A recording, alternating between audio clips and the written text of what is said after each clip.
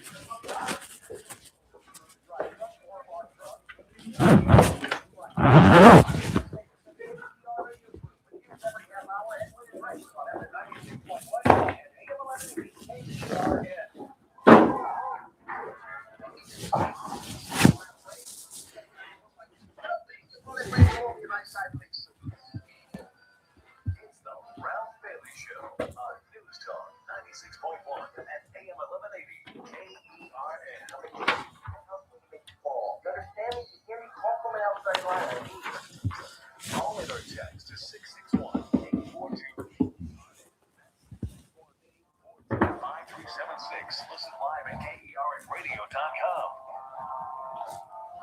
Now, the host you've been waiting all day for, live from the KERN studio.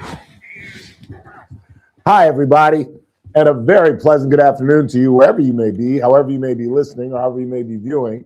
For those subscribing on YouTube, it's the Ralph Bailey Show, right here on News Talk 96.1 and AM 1180 KERN, where we're streaming live at KERNradio.com. Chris Burdick producing the show on this 9th day of December. And another busy broadcast it is. Much to her delight, Teresa Goldner has returned to California. It's a cool 5 degrees in New York City. We'll talk with our former federal magistrate judge at the bottom of the hour. And Paramount is mounting a hostile takeover of Warner Brothers. So the Netflix Warner Brothers gig or deal is not in stone. We'll talk about that. And a judge requests to unseal grand jury records on Ghislaine Maxwell and Mr. Epstein in accordance with the new law passed by Congress. We'll get into that. And coming up in the 5, the Dodgers have made a dramatic addition to their bullpen. We'll talk about it with the smartest pitching mind in Kern County. George Culver is going to join us at 5 o'clock. And I've got some miscellaneous news and notes, some bizarre stories. Did you guys hear about the guy who died on the Royal Caribbean? He went on one of those packages where you can drink as much as you want. How many cocktails do you think this guy had before they had to pepper spray him and hold him down and blah, blah, blah? How many cocktails do you think he had? Now, why do you do that? That wasn't a guess. You read the story. If you read the story, just say, I read the story, Ralph. Oh, did you really?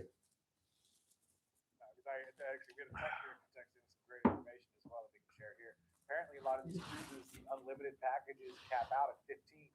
You would think. Which means this guy. How in the world can you drink 33 cocktails? That's just stupid. How long does it take? What do you want, Randizzle? I've been on 25. Yeah, you are, Dr. Cruz. When I saw this story, I was shocked. Well, yeah, 30. They will. Every time you have a card. Yeah. Pay for it. Yeah. And it tells you, hey, this guy said this drink, or you're on your 5th drink, and you're on your. They do have a cutoff. So something is different. Can you go? What if you go to a different bar? No, I mean, they always ask for your card because they need to keep track right. of it for their own to see if their pricing is correct on how they do these things. But I mean, he could have snuck booze on.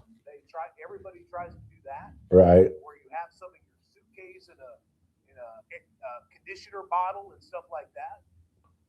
Oh, the one cruise I've been on, which was a radio cruise where we took listeners, a guy put booze, I forget what it was, like mustard packets or something like that, and he taped them to his leg all up and down his leg. I've, People take toothpaste tubes, cut 'em Yeah. open and reseal 'em at the Yeah. end. I've seen people get ridiculously That's what this kid did. alcohol. That's exactly what this kid did. But 33 cocktails. I don't know a single person alive that can drink 30 I've cocktails I've never heard every that. day and still be walking around. I saw Ron Williams my junior year at Morehouse drink 19 rum and cokes. Are you kidding? And How I- big were the rum and Coke? They were in the typical bucket glasses, Okay. and he drank 19 at Bennigan's Tavern. And Ron was about 6'3", 260. And he was a little off his pins, but he wasn't like, how dry? What time is it? But I mean, he was drunk. But that's the most awesome thing I saw. But that's But think about that. 19. This guy had what? 14 more. He left Williams sitting in the bar at 14. That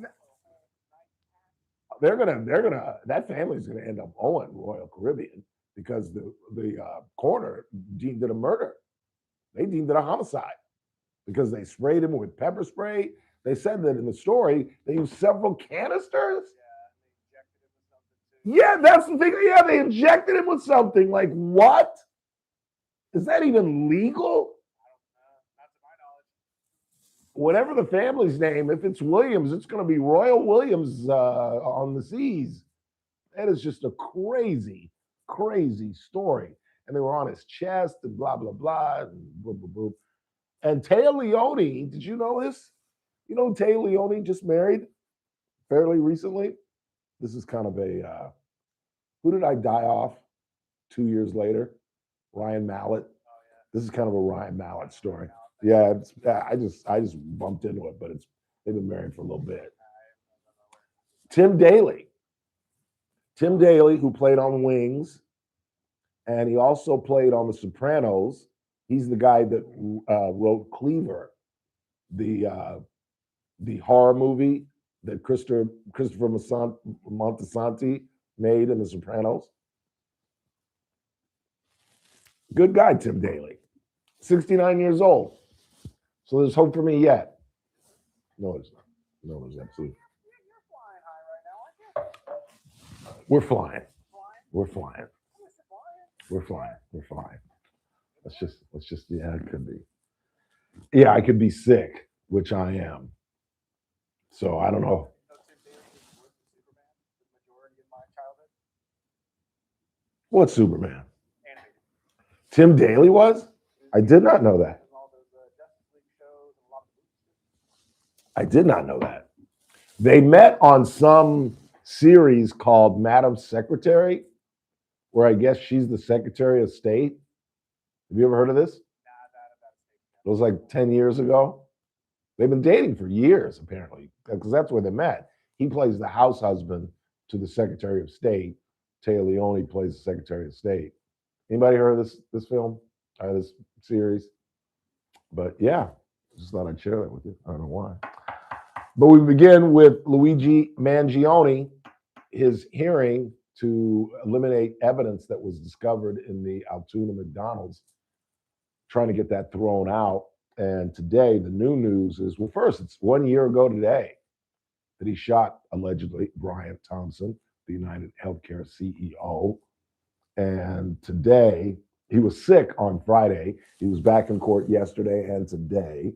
And today, Christy Wasser, the first police officer to contact Luigi, testified.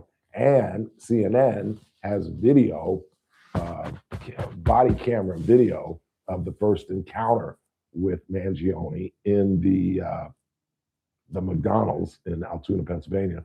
And it's funny if you listen. We have the dispatch call, don't we? Yeah, the 4-minute one. Yeah, let's see if we can hear that. If you pay attention to this, you can kind of notice that the dispatcher is in disbelief just a little bit. I'm not going to play the whole 4 minutes. I'll just play like 30, 45 seconds of it.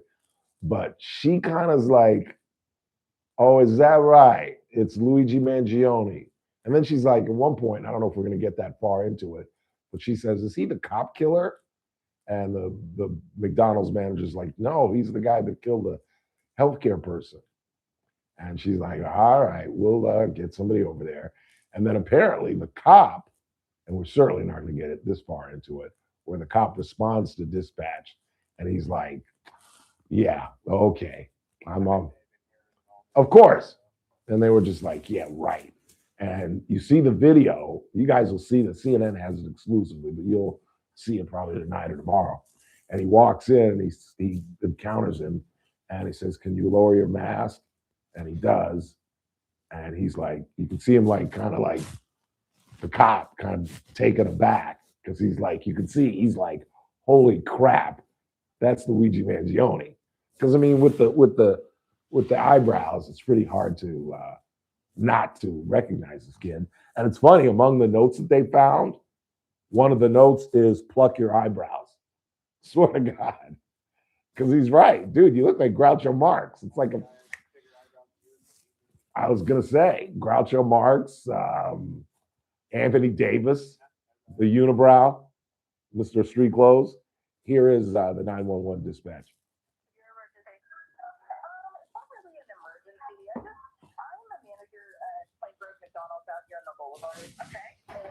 I have a customer here that some other customers were suspicious of, that he looks like the CEO shooter in New York. Okay. See that? So they're just really upset, and they're like coming to me, and I was like, well, I can't approach them, you know. No, of course not. Hi, honey, what's your name?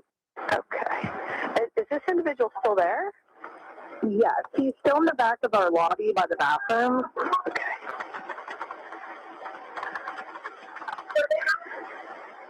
And I believe he's wearing, let me run back to my security camera.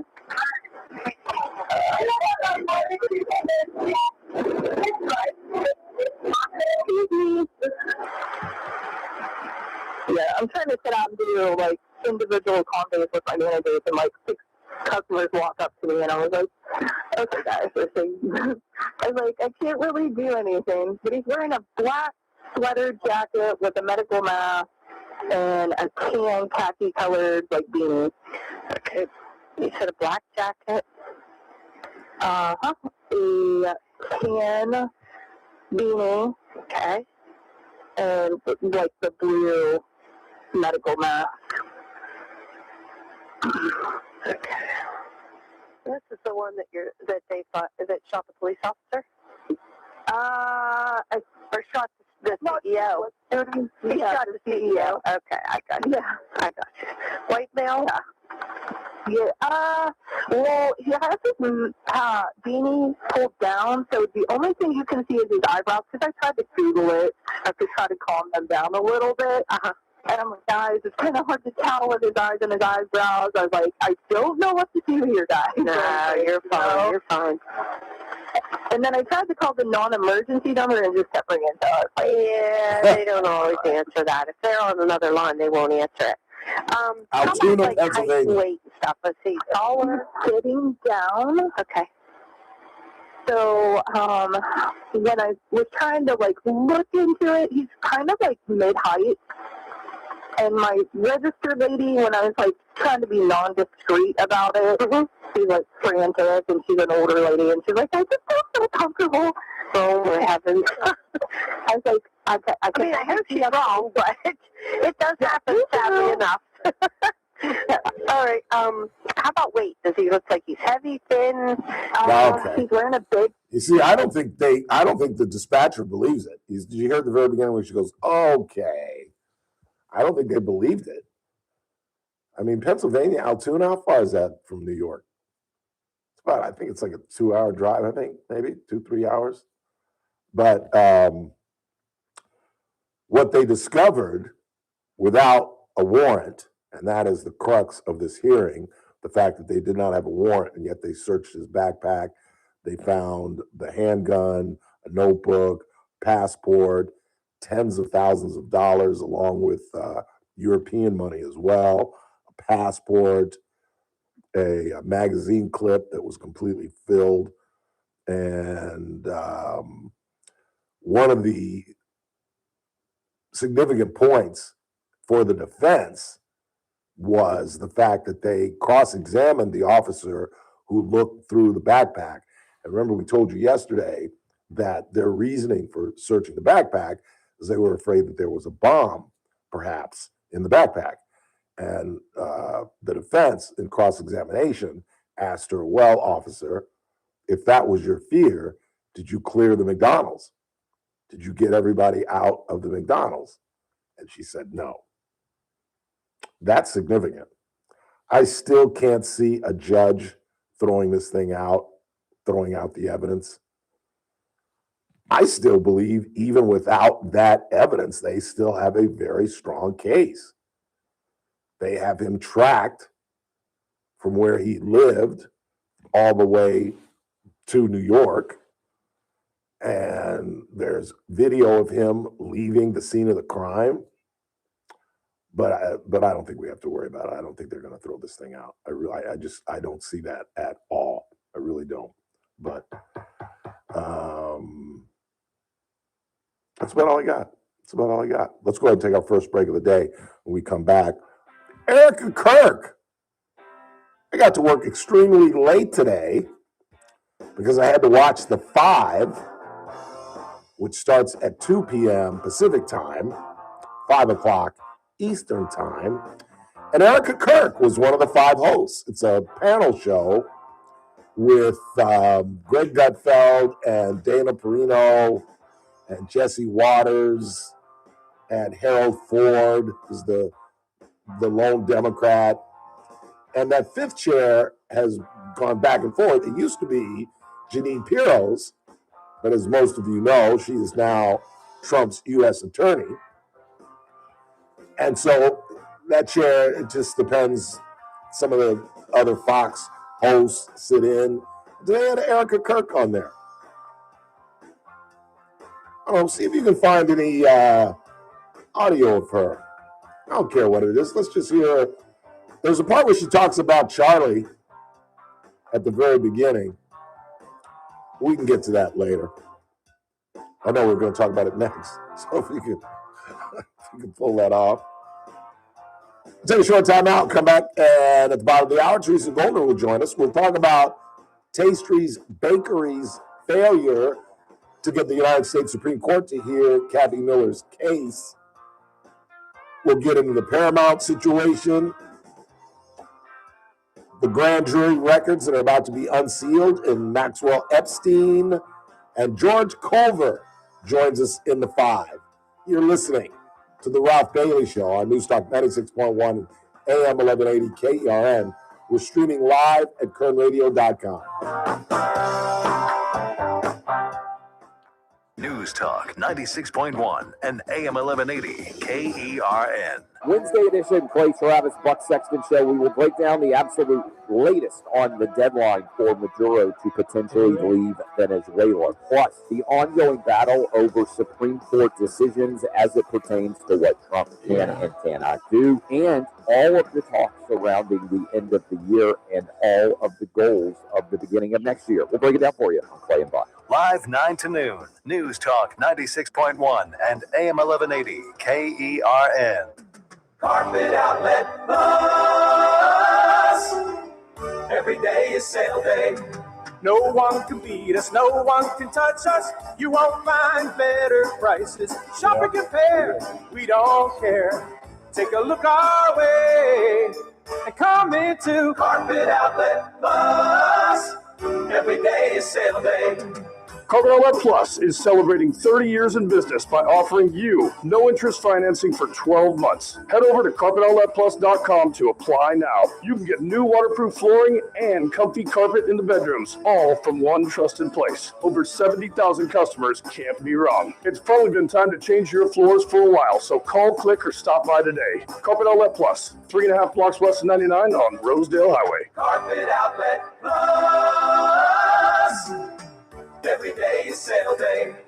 Texting privacy policy and terms and conditions posted at Yeah, get ready. radiodirect.com/privacy. I don't Texting think enrolls for recurring automated text marketing messages. Message and data rates may apply. Reply stop to opt out. Text help for help. Consult a doctor prior to use. Wow, you look amazing. What have you been doing? You've heard of Ozempic, Wegovy, and the other GLP-1 medications that are all over the news, right? Well, I found this great company called Zelfie, and if you qualify, you can get medications like Ozempic and Wegovy and other GLP-1s at 80 to 90% savings without insurance, all 100% online. Wait, I can get GLP-1 medications for 80 to 90% less and do it all online? No long wait at the doctor's office or pharmacy? Yes, Zelfie can provide semaglutide and tirzepatide, the active ingredients in Ozempic and other expensive GLP-1s, for 80 to 90% less and shipped direct to your door. Amazing. How do I get started? Just send them a text. Text SLIM to 797979 to get started today with Zelfie. Get the same active ingredients in Wegovy or Ozempic for 80 to 90% less, 100% online. Don't wait. Text SLIM to 797979 right now for your exclusive offer. Text SLIM to 797979. That's SLIM to 797979. These statements and products have not been evaluated or approved by the FDA for weight loss. Meet Paul Sheldon's client, Guy Picard.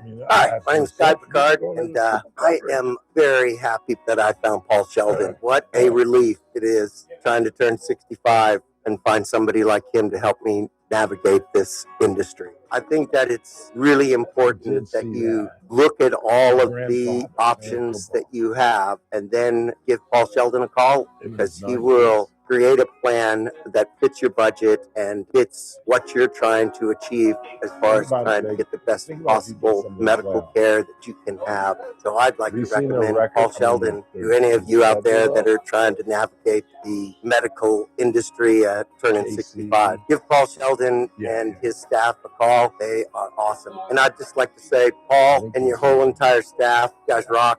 When Medicare matters, our team has the answers. Team Paul Sheldon. 398-2298. You're listening to The Ralph Bailey Show. Catch me weekday morning 6 to 9 a.m. on First Look with Scott Cox, News Talk 96.1 and AM 1180 KERN.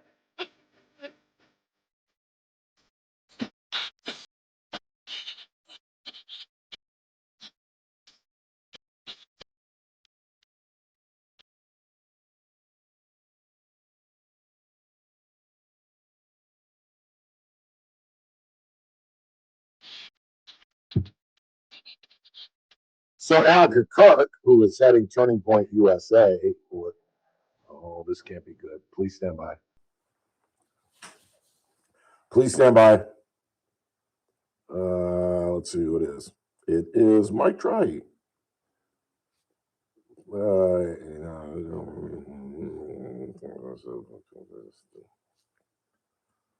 Okay, that's good news.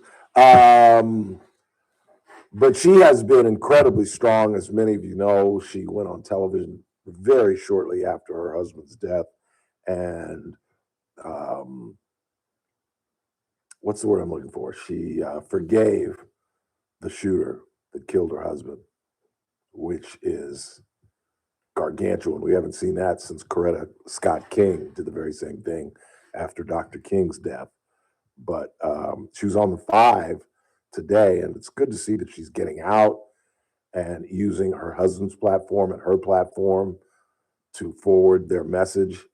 And last night she was on Fox. Here is Erica Kirk. There is some pain in that. There is some deep pain, and people, not everyone will understand it, and I don't expect anyone else to, but the love that Charlie and I had and still have is something that transcends this world and into heaven. And that's why I still feel so connected to him, because again, we made that covenant, and how intentional he was about serving myself, that made me be a better wife. How can I serve you when you get home? What can I do better to be a better wife to you? How can I love on you better? When you communicate with each other, that's what's missing in this world. There is some pain in that. There is some deep pain, and people, not everyone will understand it, and I don't expect anyone else to, but the love that Charlie and I had and still have is something that transcends this world and into heaven. And that's why I still feel so connected to him, because again, we made that covenant, and how intentional he was about serving myself, that made me be a better wife. How can I serve you when you get home? What can I do better to be a better wife to you? How can I love on you better? Okay, when you communicate with each other, I think I replayed. Yeah, I think you're right. I don't know how people get through this. I really don't. I dated a girl who was a widow, and every time she would talk about it, she would kind of lose it. And her husband had passed away like 5 or 6 years ago. My mom handled it fairly well. She was 56 years old when my dad passed away. And I was scared to death. I mean, obviously not for Erica Kirk, and even not for my mom in her 50s. It's normally folks in their 60s and their 70s when their mate passes. Many times, the mate will pass away shortly thereafter. It's the weirdest coincidence, or maybe not a coincidence, but it's just good to see her getting out and being part of Fox News. Again, she was on the 5. That repeats, by the way, tonight on Fox, if you guys want to see her on air. We head into the back half of the hour. Our federal magistrate judge has returned from the East. Teresa Goldner joins us next.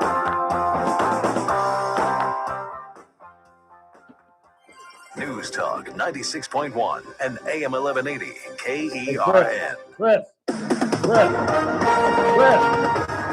With SRN News, I'm Keith Peters in Washington. The first of a series of powerful storms is dumping heavy rain and swelling rivers in the Pacific Northwest, closing roads and prompting high water rescues. Residents in parts of Oregon and Washington are grappling with power outages, flooding, and school closures on Tuesday, while drivers are navigating debris and water that has closed roads and submerged vehicles. Conservative Supreme Court justices appear to back a Republican-led drive supported by President Trump's administration to overturn a quarter-century-old decision and erase limits on how much political parties can spend in coordination with candidates for Congress and president. On Wall Street, the Dow down by 179 points, the NASDAQ rose 30. More details at srnnews.com. News Talk 96.1 and AM 1180 KERN. From the KERN Newsroom, your live and local news update on News Talk 96.1 and AM 1180 KERN. I'm Chris Davis. 2 Kern County School Board members may be recalled for their vote in August that would allow boys to play in girls' sports. The notice to recall David Manriquez and Stephen Rodriguez was submitted at last night's meeting. The board ultimately voted the other way.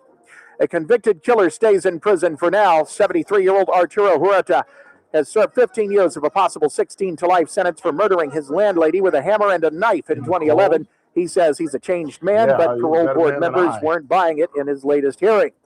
A DUI checkpoint is scheduled for Friday all day and most of the night in Delano, says the police department. They are keeping the location under their police hats.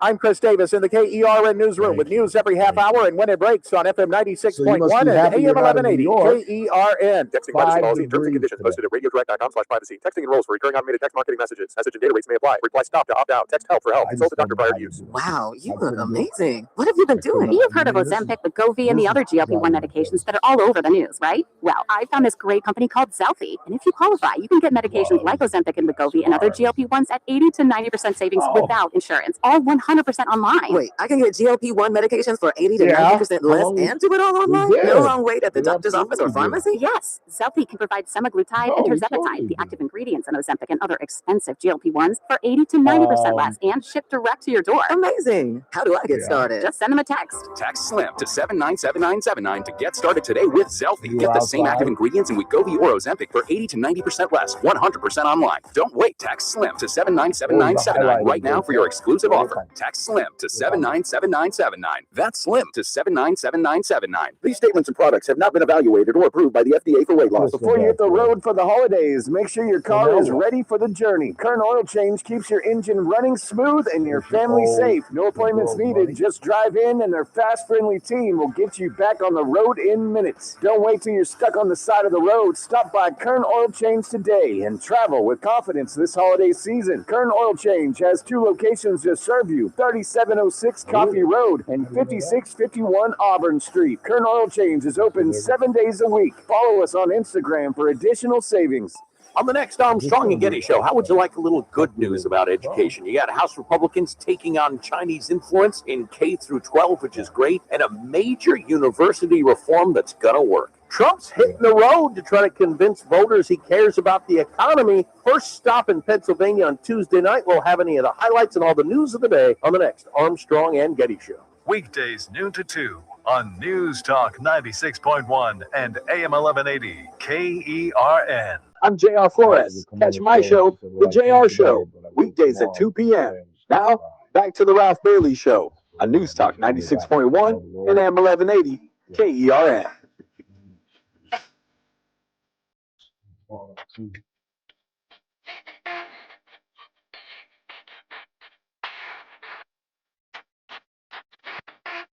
Eight 842-5376, 842-KERN is our phone number. And as those of you who are watching on YouTube can see, former federal magistrate Judge Teresa Goldner has returned from the East. Welcome back, Judge. Thank you very much, Ralph. It feels really good to be back. Yeah, Actually, I bet. It feels good to be home. When it's 49 degrees here and 5 degrees in New York City. Is it really 5 degrees there It today? really is. Oh my God. I'm glad I'm home. That's what Savannah Guthrie told me, and then what's his name? Al Roker. Okay, that's pretty cold. It was not that cold when I was there. What was it like? It was raining, but it wasn't really that cold. Yeah. You know, I mean, you get all bundled up every time you leave the building, and everywhere you go, you're Oh, yeah. bundled up. But, so it wasn't that bad. Gotta wear gloves. Gotta wear Yeah. scarves. Yep. Gotta have something on your head. That's right. I brought all my big heavy coats. They're Yeah. all sitting in the closet in the apartment back there. Yeah. I didn't leave any of my big heavy coats here in Bakersfield. I got my boots, got my rain boots, got my snow boots, got all my everything back there. But every time I have been there, and I've been there many times over the years because Right. our daughter has lived there since she graduated from high school. She went to college back there. Really? Where'd you go to school? She went to Fordham. Oh, nice. Fordham University, and then That's where Vince Scully was graduated. That's right. Yeah. That's right. And then let's see, who are some of the other big ones there? Did Lombardi go there? Vince Lombardi? I think there's a big. I think you're right. Yeah, there's a statue of him at I think Fordham you're absolutely University. right. Yeah. It's a great Vince Lombardi story. He went back and taught there, and he was the football coach. And the basketball coach died right before the season started. And they asked Vince to coach the basketball team, and he knew nothing about basketball. And he went to the library and he read a book overnight about basketball, and the team went undefeated. What Vince an Lombardi incredible was coach. he really was. He was the perfect coach because he got it. A lot of coaches don't get it. What does it take to be Teaching. a really good coach? Teaching. You are a teacher. You are a professor. Yeah. You're trying to teach these kids fundamentals and how to win. And that's what a lot of coaches don't get. They just want to win. If that means relying on one or two players, fine. But a good coach gets everybody up to speed and brings them together as a unit. Darren Carr is a classic example of that. Do you think it takes a love of the sport or Yes. a love of the players? Both. You know, especially when you're talking about college. Yes. What do you think that takes to be a good college coach? Both. You have to love the kids because Yeah. you're the one that goes into these kids' homes and convinces their parents to bring them to New York or wherever.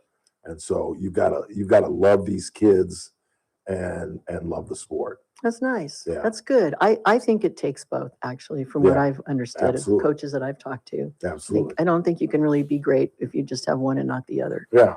Um, So what was the highlight? One of other thing about yours? Fordham, you know who else is a Fordham grad? No. Denzel Washington. Really? Absolutely. He's I did not know he's a that. big alumni of Fordham University. Let's see. I know that he grew up in Mount Vernon. Oh, I didn't know I that. did know that. Wow. But I didn't yeah. know he went He's to come Fordham. back. He has spoken at the school before. He's a big supporter of Fordham University. Yeah. And then it's also a Catholic school. Mm-hmm. And they have priests that live on campus there, and there's a big dorm building where they all live. It's pretty Really? funny. Yeah, it's pretty cool. There's a joke there, but I'm not going to touch it. There's some kind of really funny sign. If you park in their parking spaces, it's something like "God will get you." I mean, it's a very funny "Don't park here, or you're going to go to hell" sign sort of thing. That's funny. But also, I think Donald Trump went to Fordham very briefly Did he really? before he ended up transferring out. Yeah. Because Yeah. where did he graduate? Didn't he graduate from UPenn or something like that? Yeah, but he didn't go there to start. He went No? to Fordham to start, I believe. Okay. They have quite a few really interesting alumni at Fordham University. Yeah, It's it's a great school. It is. Yeah, it really a great is. school. It's she ended up going there because she went to Garces. She was actually in Chris Burdick's class. Was she really? They were Yes, she friends was. in high school, right, Chris? You were friends with her daughter? I was. Well, I mean, like, I wouldn't say hanging out outside of school friends, but we were definitely friends with Well, her. how'd you let her get away, you big dummy? Oh, don't look at me. I tried. Oh, did you? Chris, did you No, I'm really, joking. did you really I'm try? absolutely I joking. didn't know that, I'm Chris. absolutely joking. No, it It's was gonna never be your anything. son-in-law. Oh my gosh, Chris. Well, I What have a about really that? great That was son-in-law interesting. anyway. So, Yeah. and my son-in-law actually went to Fordham too. Trust me, like you, I saved her from poverty. She is much better than me. That's funny. So what was the highlight of the trip? If you had to point to one event. Okay, if I had to think, it was so fun. Broadway. Okay, for me, well, I loved that play. I loved going to see Oedipus or Oedipus. That was really, really, really fun. Yeah. I love going to see plays when I go there. My favorite vacation that I've ever been on in my whole life was we went back there for 7 days and we saw 7 plays. Really? So I call it 7 days, 7 plays in 7 days trip. Wow. That's my favorite. I love going to see plays. But I also think Live theater is incredible. oh, I know. It's just It so really is, fun. I yeah. mean, even if it's bad, it's fun, It's Yeah. just fun being there. I really liked seeing the Rockettes. Oh, that's right. That was my favorite. I cannot believe how talented those women are. I mean, wow. And where'd you see him? At the Music City, Radio City Music Hall. Yeah. I've been there. I saw you're a good man, Charlie Brown. Was it good? Right there. Was it fun? I was like 6, 7. Can't remember. We left 62. I was 7 when we left. We Oh, moved- okay. 8. We moved to LA in 1970. Well, you've been going to DC. You got to pop over to New York City. I know. I'll take you to a play, Ralph. I'll take you to a musical. I'll take you to anything you want to I go have to. not been to New York since 1970. Oh, you Isn't that gotta crazy? go. You gotta go. I There's know. so much. There's just so much to do there. But the Rockettes are just incredible. I mean, and the history of the Rockettes is amazing too. They didn't start out in New York City. They were based on a group out of England. Really? And they ended up starting. I think the guy who started them here in the United States was from. I think it was St. Louis, and he brought them to New York City and created this group that they had, and they ended up really going and performing in a lot of different locations, and they were not exactly what they are today. They kept growing and growing and growing, but man, they are talented. Yeah. I mean, and what's really cool about it is it's kind of like a sorority. Actually, that's the way that they market it now. It even said sorority like on the cups, that they give Really? you in the theater, and they all stay together. They're all friends. And like there are Rockettes that were Rockettes 30 years ago Oh, yeah. that are still, going out and trying out to be in the Rockette show every year. You don't, just because you become a Rockette doesn't mean you get to be in the show next year. You have to audition every single year to be in the Really? show. So it's not like, you get cred because you've been in it before. You have to show that you're talented every single year. Wow. And I've been working out at this gym in the mornings, and one of the women that was working out at the gym, this is here in Bakersfield. Yeah. She's not here anymore. She's the mother of a female attorney who no longer lives in Bakersfield. They moved to Oregon. Okay. But her mother was a Rockette. Like her mom was working out in this gym, and she was 93 years old, and she was still working out in the gym. That's She was a amazing. Rockette. What does that tell you? That's pretty cool. I That is know. pretty That tells cool. you like Rockettes are pretty cool. And they said that she still had really good legs at 93. I bet. You have a number by any chance? No, I don't. Okay. I'm not sure she's still alive, Ralph, but she's too old for you. Oh, shoot. I'll be 90 something very soon. That's very funny. No, that's too old for you, Ralph. Yeah, well, a little bit. The Supreme Court Yes. refuses to hear Kathy Miller and Tasteries Bakery's case. I was very And disappointed. after 8 years, I know.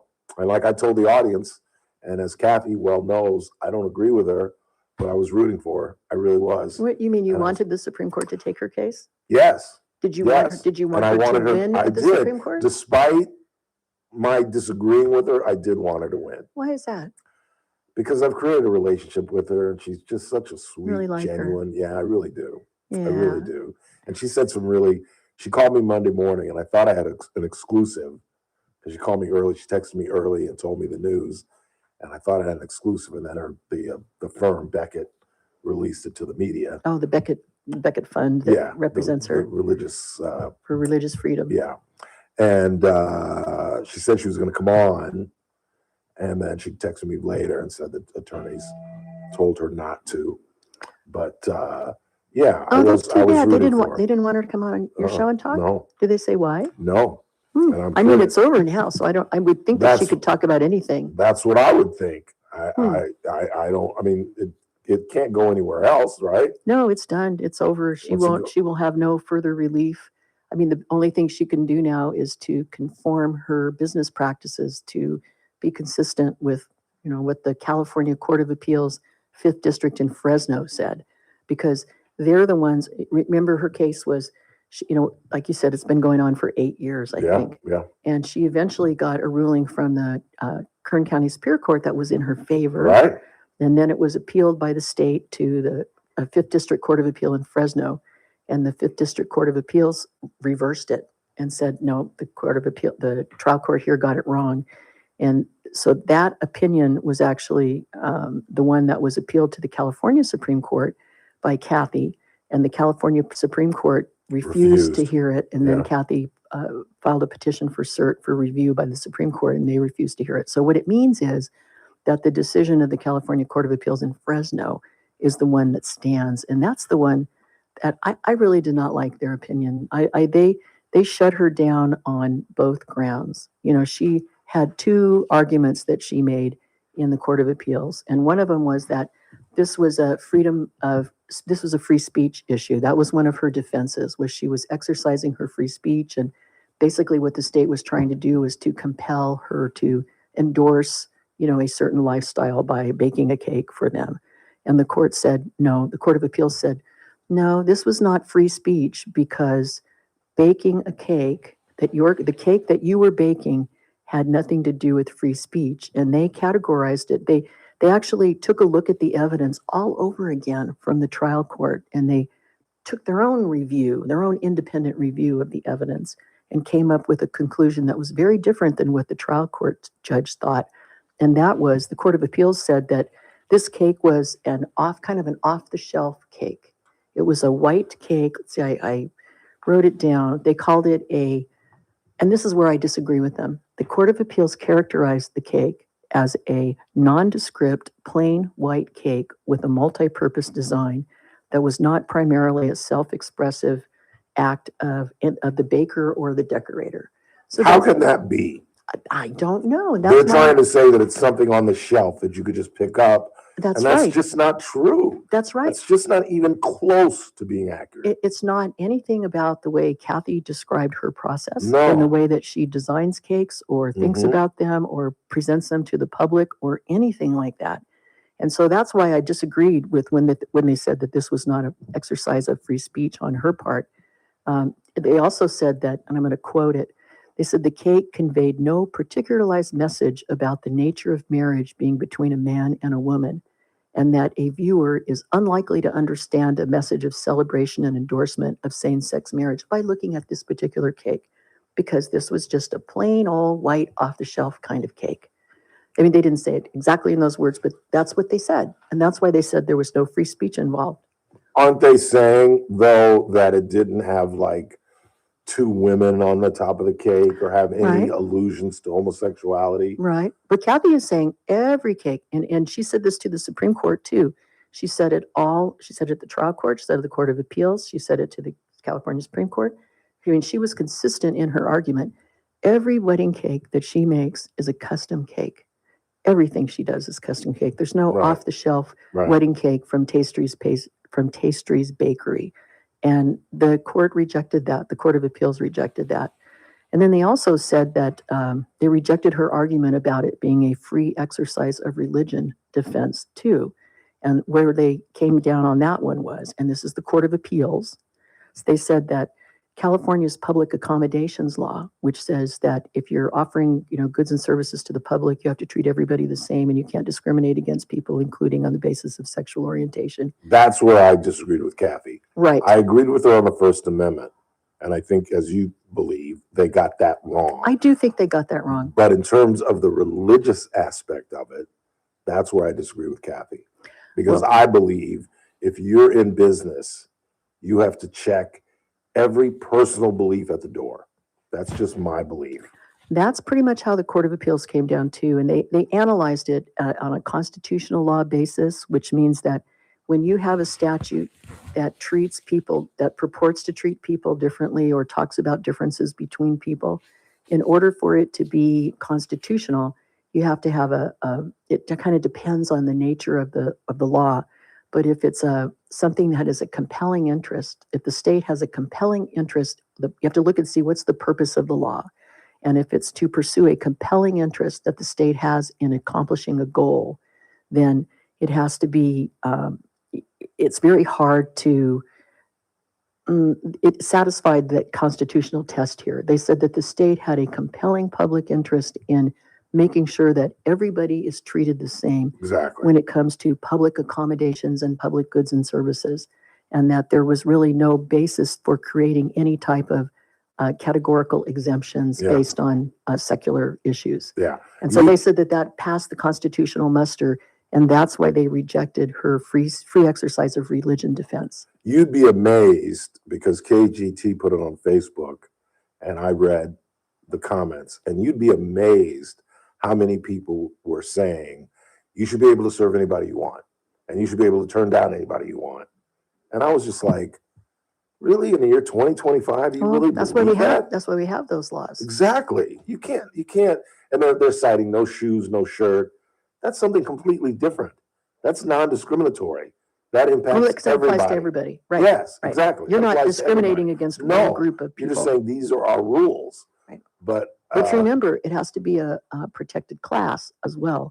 Protected class means a protected category of people, and being a sexual orientation, that's a protected class. Yeah. So they are entitled to more protections under the Constitution, and I think that's part of the reason why she lost on that ground. But I do think they should have accepted it and heard it on the issue of free speech, because I think that was a real issue. And I would have loved to have seen the Supreme Court come down on that and kind of, we really don't have a definitive ruling from the Supreme Court now on this, well, where is that line between free speech, compelled speech? Do you have to bake a cake if it's different? how is this different from the Denver case in which the cake maker won? Well, he won on, I believe, on more of procedural. You were saying that they treated it, that the court treated him so badly? Yeah, well, they said Weren't you the one that said that? They said that the state of Colorado treated him very badly and did not give him really notice and an opportunity to be heard. And they also treated him, they didn't give him they had a lot of assumptions about what he was doing and why he was doing it. And they didn't have a fair hearing basically for him. And that's why he won. He won more on procedural grounds than substantive grounds. But isn't it the same case, essentially? Yeah, it is the same case, but they never got into the issue of free speech and free exercise of religion. And they avoided that. And it wasn't this court either. Well, the Supreme Court said we are not going to. No, I mean, it wasn't this Supreme Court. It was It was a different Supreme Court. Kavanaugh, Amy. Correct. It was Correct. Yeah. But I think the flaw in, I think the reason why, you never really know why the Supreme Court, when they just summarily reject something, they don't really explain sometimes why they don't accept it for review. And I think the reason why I'm speculating, but I think the reason why they didn't do it here is because you had that definitive ruling from the Court of Appeals that there was nothing special about this cake, and therefore it didn't implicate free speech. I think if you didn't have to deal with that, they might have accepted this. Nobody buys a shelf cake for a wedding. No one. Oh. I've never even heard of that. Everybody has a special design. That's why they went to Tastry's Bakery, because they wanted it. You can go to Vaughn's if you just want a plain old cake. Right. You can go to Albertsons. Well, no, Vaughn's has special things that they put on their cakes. Yeah. Right? Yeah. You can get like a cowboy cake if you want. You Yeah. you can do whatever you want to. They have all Yeah. kinds of stuff they'll put on their cakes. But I think the Court of Appeals really kind of twisted the facts here to fit what they wanted the result to be. Does she have any recourse? No. It's over. It's done. It's finished. I mean, Supreme Court that's the court of last resort. Yeah. So we'll see what. And you can't come back with a different argument? Nope, that's it. Once it's one and done. That's too bad. It really is. I know. It truly is. So I'm curious how she's going to, what is she going to do if she's going to stop? I don't know what she's going to do. She's going to stop making cakes? Is she going to, I'm not really sure. Maybe she's not going to make wedding cakes anymore. That'd be interesting to see what she has to say, how she's I going to would react. love to talk to her. I didn't, when she said I can't do it, I didn't question. Yeah. I didn't say why.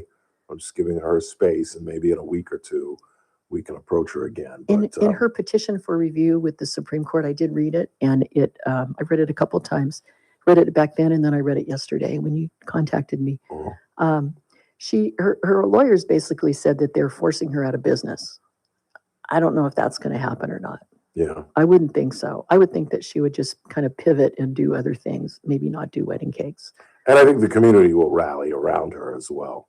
I hope so, because she's so talented, and she has a wonderful business, and she genuinely, truly believes what she believes, and I think that's extremely important. Yeah. And they have other avenues. They cater. I was at a wedding that they catered. And do they cater things other than baking things, or no, it was just desserts. Oh, okay. For the wedding. Okay. Yeah. Good. Well, hasn't she brought you in lots of goodies, you and Chris? Well, that's why I was really disappointed that she didn't come in. Every time she shows up, she brings I'm going to bring you a macaroons. goodie. I have a goodie for you. Right there. Here's my goodie. My goodie is Dayquil and NyQuil for you, Mr. Bailey. I appreciate that. Oh, and they're lozenges. There you go. Even better. I don't know if it's lozenges or little pills, but it's not the liquid stuff. Sorry. So the NyQuil, this is going to knock me out. Absolutely. But the Dayquil will get you through your radio show. Okay. Thank How's you very, that? very much. It's not Tastery's Bakery, but it's something. I appreciate that. I've got my halls as well. Oh, I like that. And That's what I use. My Starbucks tea.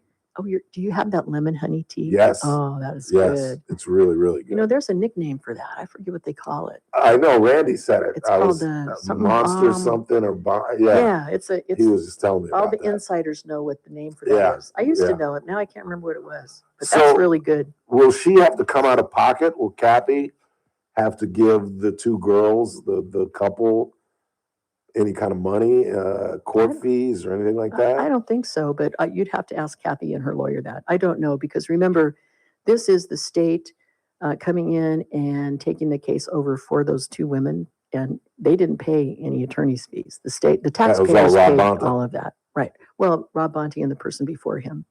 But that's right. So before he got elected. Right. So, they're not out any attorney's fees. My question, I wonder if, there's always costs, but when you're litigating against an agency, there's a question about whether the court is going to award costs or not, because it's kind of a cost of doing business when the state litigates. And the same thing as for the county. Sometimes you can't get costs against an agency, or an agency can't get costs against you. Yeah. But I think it's going to depend. I'm not sure. I don't know what's going to happen there. I haven't researched that, so I don't want to. I'm very sad for her. I really am. Oh, that's nice that you're sad for her. I really am. But you can't win everything, Yeah. right? Yeah. I'll leave you with this. We've still got a couple of minutes. Luigi Mangione was back in court today. Oh, I didn't follow up on that. What happened? Has the judge made a ruling yet? No, they think it's going to go throughout the week. It may seep into next week. But the defense, I think, scored today. You tell me. Really? You tell me. For the first time, the officers that first approached Pretty Boy at the Altoona McDonald's testified. Yes. And she testified. They asked her, why did you search the backpack? And she said, out of safety, we thought there was a bomb. And the defense attorney asked her, is that right? You thought it was a bomb? Did you clear the McDonald's?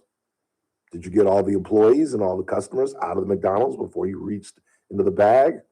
And she said, no. No, all she And did I think was. that destroys the bomb theory. No? Well, they still have the right to search the backpack eventually. I think so. They're still going to get what's in But the doesn't backpack. that devastate her bomb theory? Well, The fact that she didn't clear the place?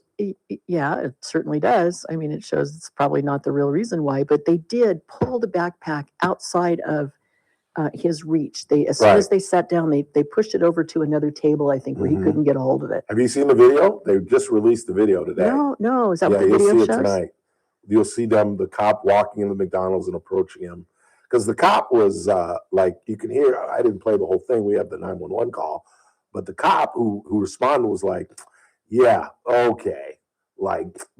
Like Luigi Mangione is in Altoona. Right. Well, then they and say you see him walk in and you see him see the guy And you can tell, I think I could tell body language that he was like, could you lower your mask? And he lowers his mask, and then you could kind of see him almost like, touchdown Raiders. Yeah. You got to see that he realizes, holy crap. Well, didn't the I just found John Dillinger.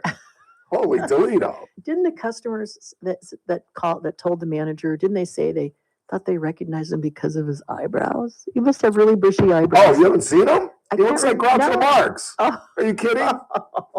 He's got the furry. In fact, I was just telling Chris. Huh? Like he's got caterpillars, trust me. Oh, yeah. Levy style. Oh, yeah. See, he's too young for Groucho Marx. Oh, He was that's like, funny. Well, I know who Groucho is, trust me. But in one of the notes that they found, he says, change hat, bus to Pennsylvania, pluck eyebrows. Swear to God. He should have gone to the salon before he went to the McDonald's. That's all I have to say. Yes, he should have. He might have not got arrested. I know. Shave your head, do something. They're going to get all that evidence that the motion is not going to Absolutely. It's not going to. Good to have you back on the West Coast. Thank you, Ralph. Good to be back. Teresa Goldner.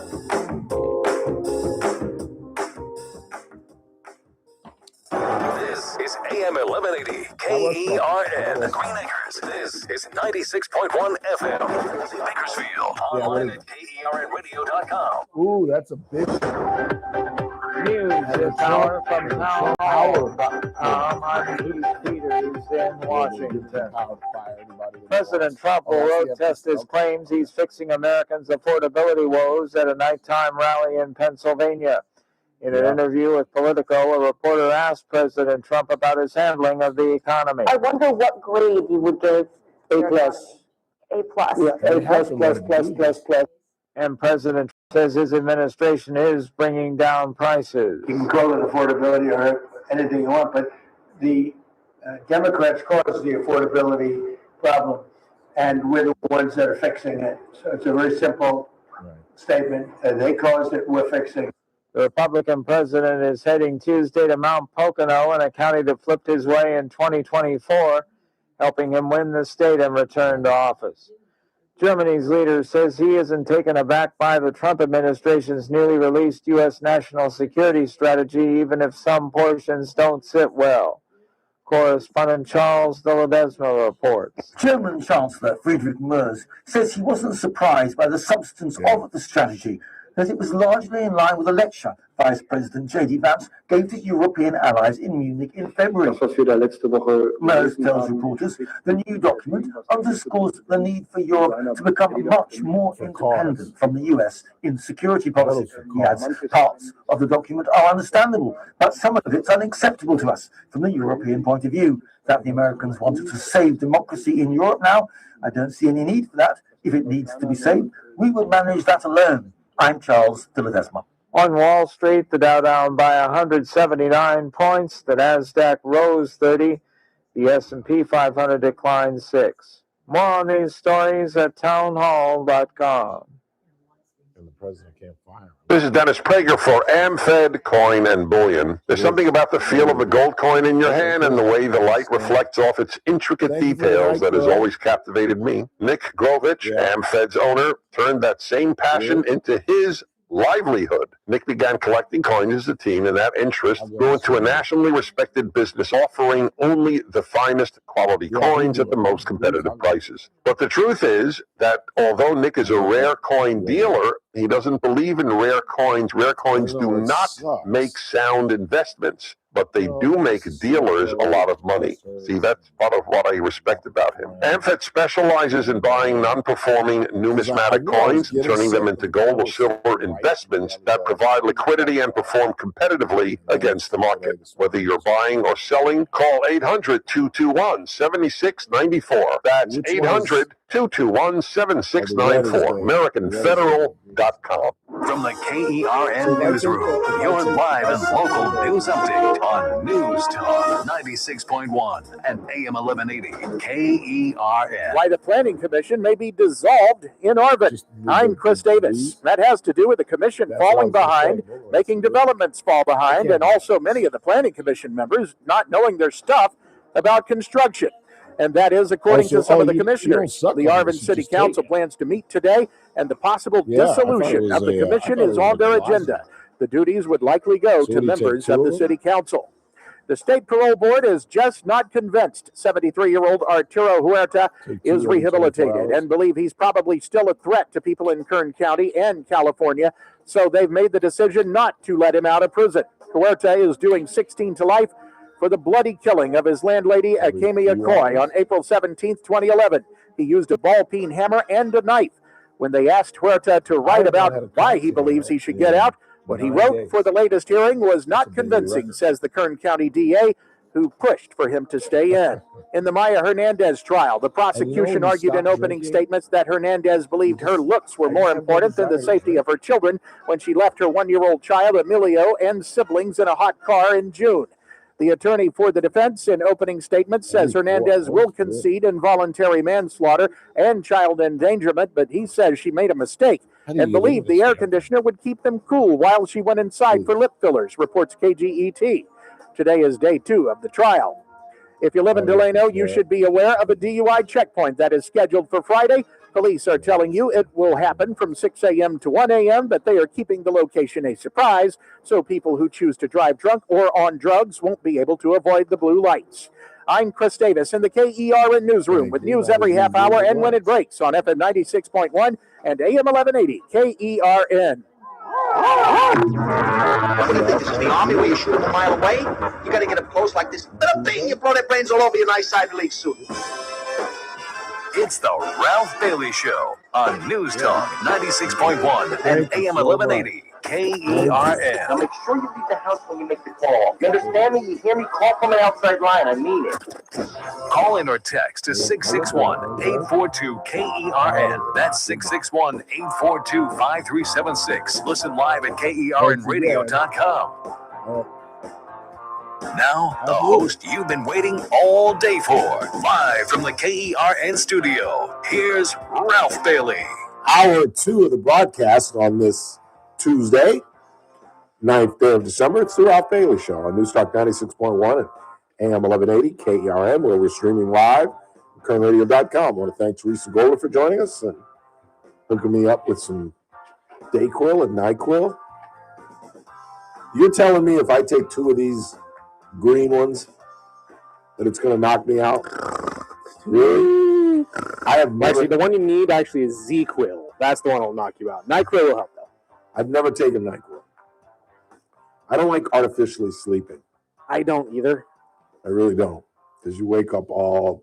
Even taking Bonine to me is like... Taking what? Bonine, it's a car sick pill, essentially, is what we call it in the house. But it just helps you get through car rides if you have motion sickness. Really? Mm-hmm. I've never understood that. Car sickness. What causes that? I honestly don't. I couldn't tell you. I think it's an equilibrium thing. But if I'm not in the front seat and or driving in a car, I can get it pretty bad. Really? Yeah. And it goes my entire family. Are you serious? Yeah. My sister's the same way. But my if you're brother sitting in the back seat in a long car ride, no. I usually get I'll get dizzy and feel sick after a while. That's crazy. Yeah. And it's it really kicks in the worst when I'm trying to read something. So, like, if I bring a book or something to read in the car on the ride, oh, no, I'm out. Wow. Yeah, it's weird. I don't know exactly what it is. But it doesn't affect you if you're driving? No. If I'm driving, I'm fine. If I'm in the passenger car seat, I'm fine. But anytime I'm in the back, oh, it's awful. That's crazy. And, 30-minute drives and stuff isn't what I'm talking about here. But, if we're going at least an hour or 2 out of town, there's going to be an issue. You would have been screwed had you been raised by Ralph and Harriet.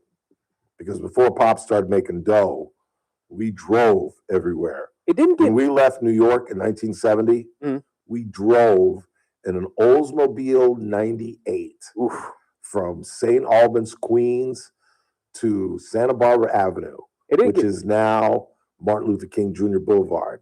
And if you're on it, run! Run! Because it is the ghetto. And I remember when it was Santa Barbara Avenue, and I would ride my bike all up and along that avenue. I got my hair cut on that street. It was like one of the main streets. It's kind of near the Jungle, which is now called the Jungle. If you saw what's the Denzel picture? Training Day. Training Day. And of course, they always associated it being called the jungle because it's predominantly black folks, but that's not why. It's nothing but palm trees. If you remember that scene where he's going off, I'll put all y'all in Pelican Bay. You'll be playing basketball before 5 o'clock. Why did I do that?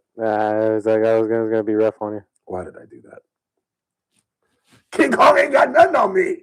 I had to finish it. But yeah, we would go cross country all the time. When we would go see my grandparents in the summer. It wasn't we bad would back when I drive was a kid. LA to South Carolina. Yeah. In about 4 days. That trip would mess with me though, because my family destroy would go from here to Nevada every winter just to get in the snow and stuff like that, and it was a struggle a lot of the years. The older I got. Yeah, and I've made that drive by my damn self a couple of times. The first time I drove LA Atlanta took me 9 days. I got to Phoenix and didn't see my car for 2 days. I checked in. And I heard a bunch of noise in the bar. I'm like 19, and I could order drinks because in Atlanta, the age is 18. So I got really comfortable just going to bars. And if you just act like, because I had a baby face when I was a kid, but for whatever reason, after I lived in Atlanta my freshman year and was used to going to bars at 18 and getting served, I guess I just played it off. And I heard all this noise in the bar. I went upstairs, put my bags down. And it was like a frat house. And I didn't leave Phoenix for like 2 days. And then I stopped in Dallas for like 2 days. I told you I spent the night with a trucker in El Paso. Took me 9 days. And the second time I did it, it took me like 4, 5. Because I just, I would, because I hate driving at night. I hate driving at night, particularly when I was younger. Because my sight was horrible, and I would just drive until it got dark, and then I'd get up at about 5, right before the sun came up, do like an hour in the dark and watch the sunrise, and just drive all day. Just drive all day. That's all I would do. And Atlanta, you'd get from Atlanta to like Louisiana, and then Louisiana, you could get to like East Texas, and then you get to like El Paso, and then you can make it home. So it's about 4 or 5 days. My dad and I, when my grandmother passed away, did it in 2.5 days. Dang. 2.5 days. We left on a Friday night, and we walked in the door. We left a Friday night, Saturday, Sunday. We walked in the door Monday morning. And it was funny, too, because I took the day off. I was working at the Sentinel, a weekly newspaper, so they didn't miss me on a Friday. And my dad worked because my dad was an absolute freak. He was an absolute workaholic. And we're about to drive cross country. We left at 10 o'clock at night. My dad had worked all day long. And we're leaving. And we're on the 10 getting out of LA. And I'm getting some sleep because I have to drive in the morning. And all of a sudden I'm sleeping. I hear this boobada, boobada, boobada, boobada. And I wake up and I'm like, what the hell's going on? I must have been imagining it. And I go back to sleep again. And once again, boobada, boobada, boobada, boobada. And I'm like, that's the lanes. So now I'm like up, like looking at my dad. And he's literally falling asleep. And this is when I knew he was falling asleep, when I said, Dad, pull over, let me drive. He didn't say a word. Next rest stop, he pulled over. And I was like, damn, he really is tired. Yeah. And then I took over till the morning. And the worst part is we drove through New Orleans. I don't know why, because the route I took didn't go through New Orleans. But for some reason, we went through New Orleans. And I was like, Pop. And then before I could even say anything, I was like, Ralph, we're going to bury his mother. Don't even suggest we stop and have a little jambalaya, couple of hurricanes. But I damn near asked him. And I was just like, no, I can't. We're burying my grandmother. I can't do it. 842-5376, 842-KRN. Anything on the board? Yeah, I got a couple here. What you got? Usually a couple can get a drink package, which means 15 drinks per day. typically happens is the guy drinks his issue and then starts working on most, if not all, of the female's drinks. She has to order them, but he's the one drinking them. Cruise staff are usually on the lookout for this type of behavior, as it is not allowed. Yeah. I've been on one cruise. You've all heard the story. I begged Steve Darnell, our general manager at the time for Buckley Radio, came up with a great idea. Mr. McKay was my lead-in from 12 to 3, and I was on 3 to 6. And he said, we're gonna take our listeners on a cruise. And we took about 50 listeners on a cruise to Ensenada and back. And I really didn't want to go. I'm just not a cruise guy. I don't want to be in the ocean. I just didn't want to go. And I begged and begged Steve. And we were leaving on a Friday afternoon. And I begged and begged and begged. Literally Thursday night, I was begging Steve Darnell not to let me go. And he said, you got to go. You got to go. And so that night, Thursday night, I go pick up my laundry at Today Cleaners right across from the fire department. And I left, and I thought it was going to be more than the cash that I had in my wallet. So I went to pay with my credit card, and it wasn't as much as I thought. I said, wait a minute, I've got cash.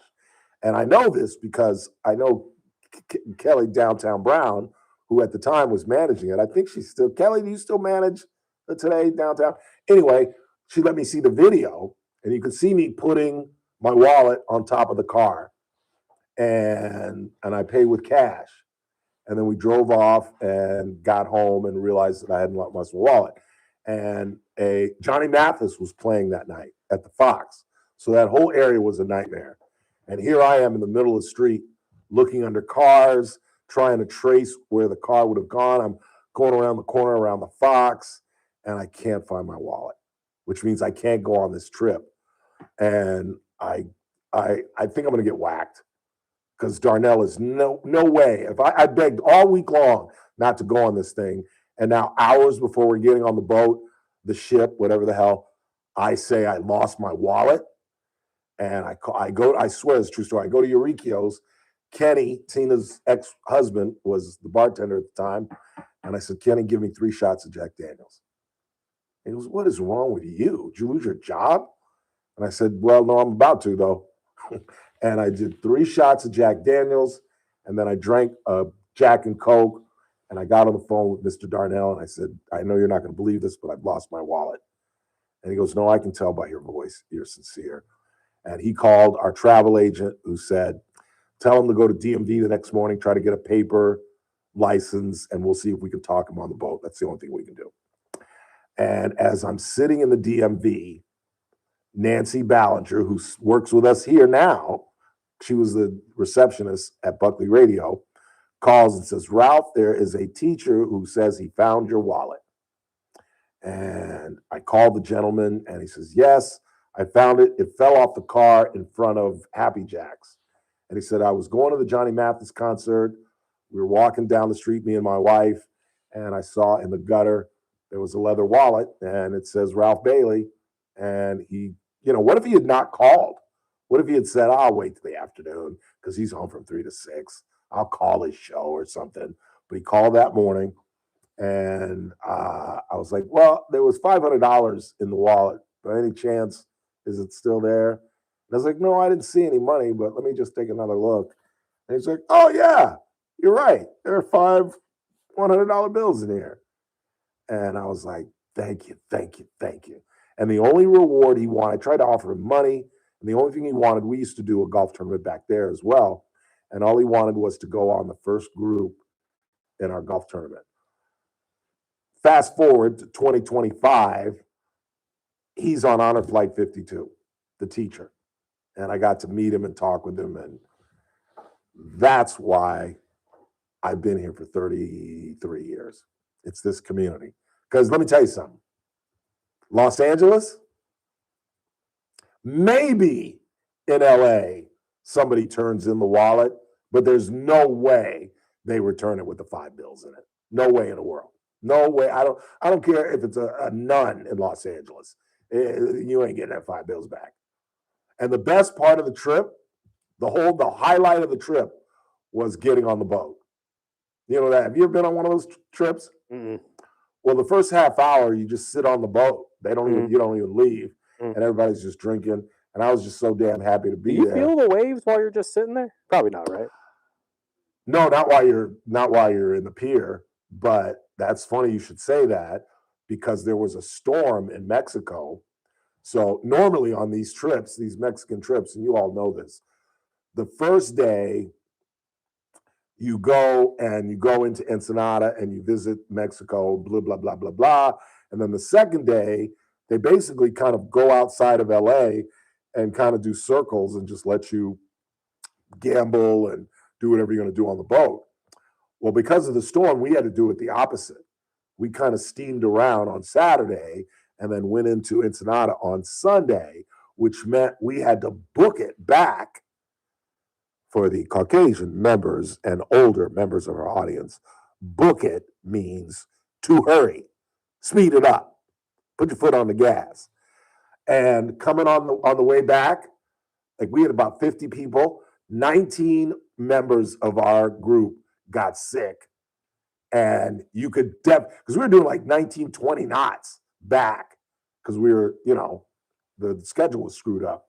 And I remember, dinner was like this, literally, where you had to catch like the plates and stuff. Stuff was sliding all around because we were flying. And I remember I was just laughing because everybody was coming back and so-and-so got sick. That's number 12. And I was like, these people please. And I'll never forget this. So I go back to my cabin and I'm going to the bathroom, about to create a little foam, some bubbles. And I'm looking down at the toilet and the toilet water is going side to side. And I'm looking at it and I'm like, let me get out of here. Just looking at the water. It's just amazing. You still got somebody? Who you got? Mr. Petrie's online. Daniel Petrie, what's really going on?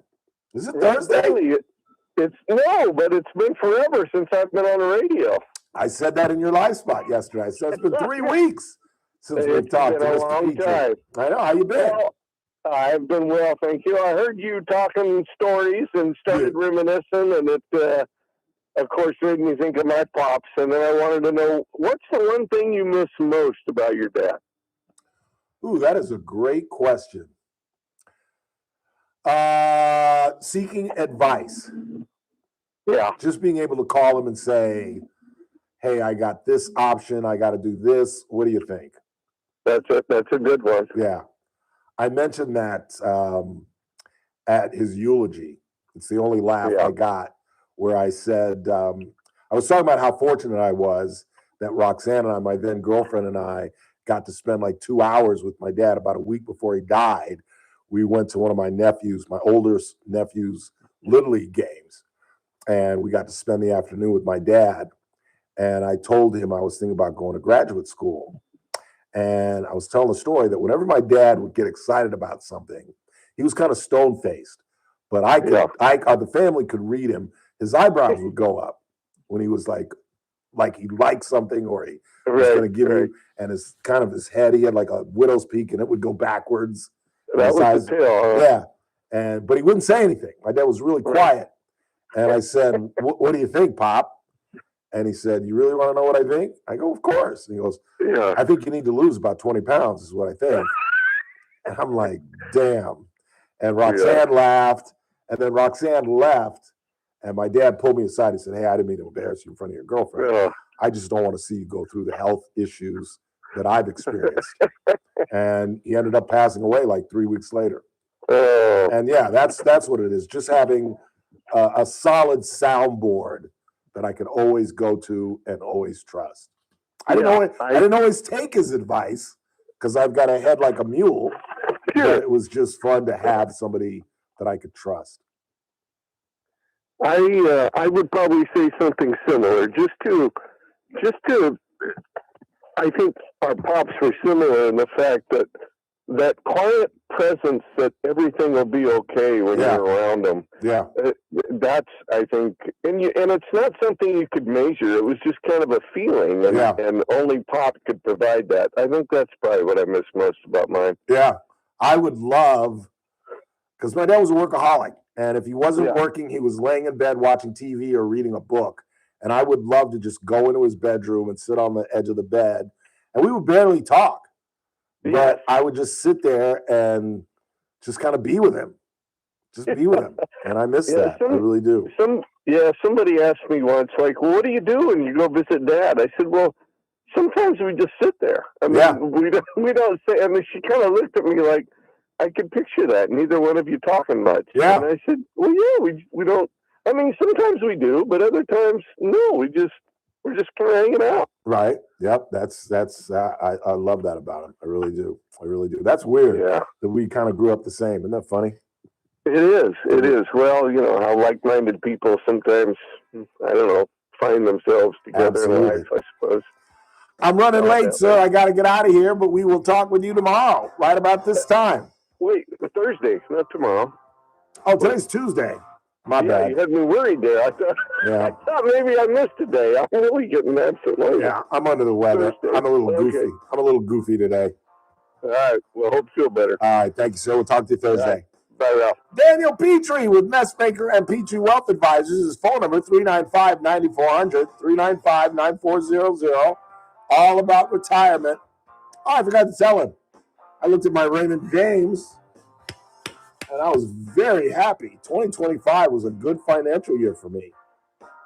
Not salary-wise, but investment-wise.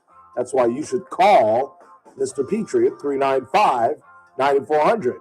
If he can make money for this broke son of a gun, he can do it for you. Quick time out. We'll have no time before we get to the bottom of the hour, but we'll be right back right here on News Talk 96.1 and AM 1180 KERN. News Talk 96.1 and AM 1180 KERN. Are the rising waters of expenses and debt threatening to drown you? Many people try to stay afloat by borrowing more money or using debt settlement programs, but those can take years. If you're trapped under credit card debt, medical bills, payday loans, or buy now, pay later plans, Chapter 7 bankruptcy could free you much sooner, in about 4 months and for a fraction of the cost. Stop the harassing calls and letters, rebuild your credit quickly, and clear the way for a fresh start. At Clean Slate BK Group, consumer Chapter 7 bankruptcies are all we do. We can help you erase credit card debt, medical bills, personal loans, even past due utility bills. Find out if you qualify at no cost and with no obligation. Go to csbk.com. This is an attorney advertisement. Your results may vary, and prior results do not guarantee a similar outcome. Clean Slate BK Group PC, located at 7 Penn Plaza, Suite 601, New York, 10001, is responsible for the content of this ad. For more information, visit csbk.com. That's csbk.com. Your clean slate starts here. Hope you join us every Thursday, particularly at 4:30, when Daniel Petrie from Messmaker and Petrie Wealth Advisors joins us. Daniel gives us a weekly update on the deficit and its growth. We look at silver and gold and obviously the stock market and all kind of economic issues that most importantly impact you. But again, you guys know what Messmaker and Petrie Wealth Advisors are all about. They're all about retirement. I keep telling you guys, it's one of the smartest moves that I've ever made financially. Call Daniel at 395-9400, 395-9400 if retirement is in your near future. Or just tune in Thursdays at 4:30 when he joins us every week. Daniel Petrie and the folks at Messmaker and Petrie Wealth Advisors. This broadcast is for informational purposes only. Does not constitute a solicitation or offer to buy or sell any security, future, option, or other financial instrument, or to offer or provide any investment advisory or other services to any person in any jurisdiction by Daniel Petrie or MPWA Inc., DBA Messmaker and Petrie Wealth Advisors. Any views expressed in this broadcast by us are prepared based upon the information available to us at the time, and we are under no obligation to update our views. If you're one of the millions of Americans behind on your taxes, if you're afraid to open your mail because IRS collection letters could be coming, listen carefully. The IRS is cracking down, taking paychecks, freezing bank accounts, revoking passports. That's a fact. But here's what most people don't know. There are official tax relief programs designed to help struggling taxpayers. Programs that could save you thousands if you qualify. No one knows these programs better than the experts at Optima Tax Relief. Optima's award-winning team will fight to protect your paycheck, your passport, and your property. Their tax attorneys and licensed tax professionals will work tirelessly to get you the best deal possible with the IRS. Every day, penalties and interest keep piling up, so don't wait. Call Optima now for a free consultation. Call 800-783-8055. That's 800-783-8055. 800-783-8055. Optima Tax Relief. Some restrictions apply. For complete details, please visit OptimaTaxRelief.com. The Armstrong and Getty Show, weekdays noon to 2 on News Talk 96.1 and AM 1180 KERN. Now, back to the Ralph Bailey Show. All right.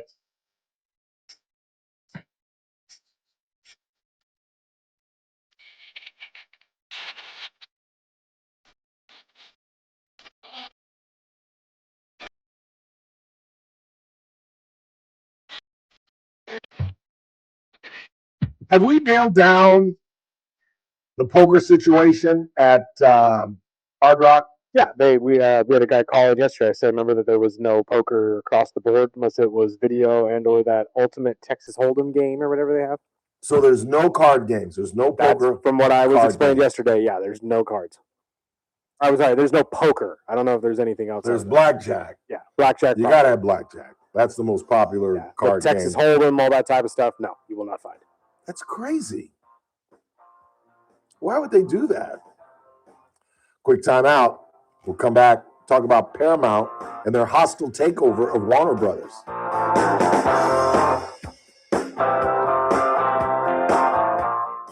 News Talk 96.1 and AM 1180 KERN.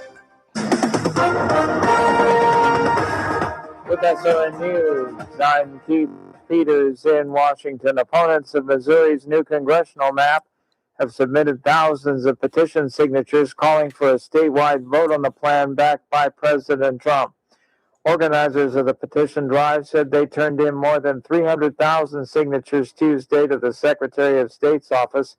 That's well more than the roughly 110,000 signatures needed to suspend the U.S. House districts from taking effect until a public vote can be held next year. But the signatures still must be formally verified by election authorities. The first of a series of powerful storms is dumping heavy rain and swelling rivers in the Pacific Northwest, closing roads and prompting high water rescues. On Wall Street, the Dow down by 179 points. More details at SRNnews.com. News Talk 96.1 and AM 1180 KERN. From the KERN Newsroom, your live and local news update on News Talk 96.1 and AM 1180 KERN. I'm Chris Davis, the attorney for Maya Hernandez, accused of killing her son by leaving him in a hot car in June, says she may have unintentionally harmed her son, Emilio, believing leaving the AC on while she went in the spa for lip filler treatments would keep the kids cool.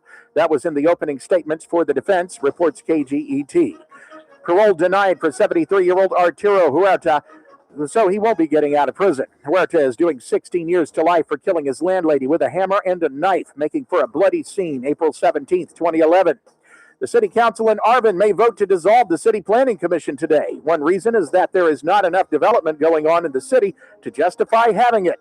I'm Chris Davis in the KERN Newsroom with news every half hour and when it breaks on FM 96.1 and AM 1180 KERN.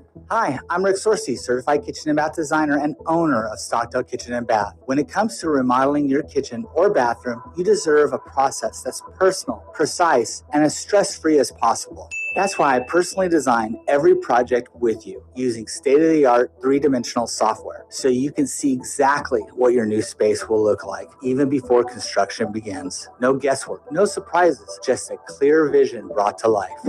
And I believe in guiding you through every step of the process. I shop with you, cabinets, countertops, fixtures, so you get the perfect combination of style and function. We work with top quality American-made cabinet brands like Waypoint, Diamond, medallion to ensure long-lasting beauty and craftsmanship. If you're ready to turn your vision into reality, let's design something amazing together. Call Stockdale Kitchen and Bath at 661-834-3333 or visit StockdaleKitchenandBath.com today. Stockdale Kitchen and Bath. Beautiful cabinetry, smart design.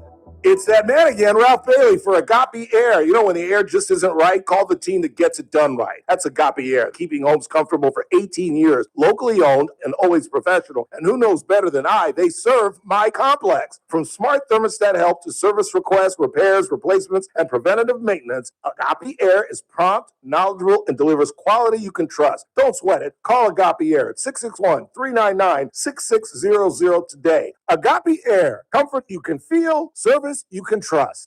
On the next Armstrong and Getty Show, how would you like a little good news about education? You got House Republicans taking on Chinese influence in K through 12, which is great, and a major university reform that's going to work. Trump's hitting the road to try to convince voters he cares about the economy. First stop in Pennsylvania on Tuesday night. We'll have any of the highlights and all the news of the day on the next Armstrong and Getty Show. Weekdays noon to 2 on News Talk 96.1 and AM 1180 KERN. The Clay Travis and Buck Sexton Show, live 9 to noon. Now back to the Ralph Bailey Show on News Talk 96.1.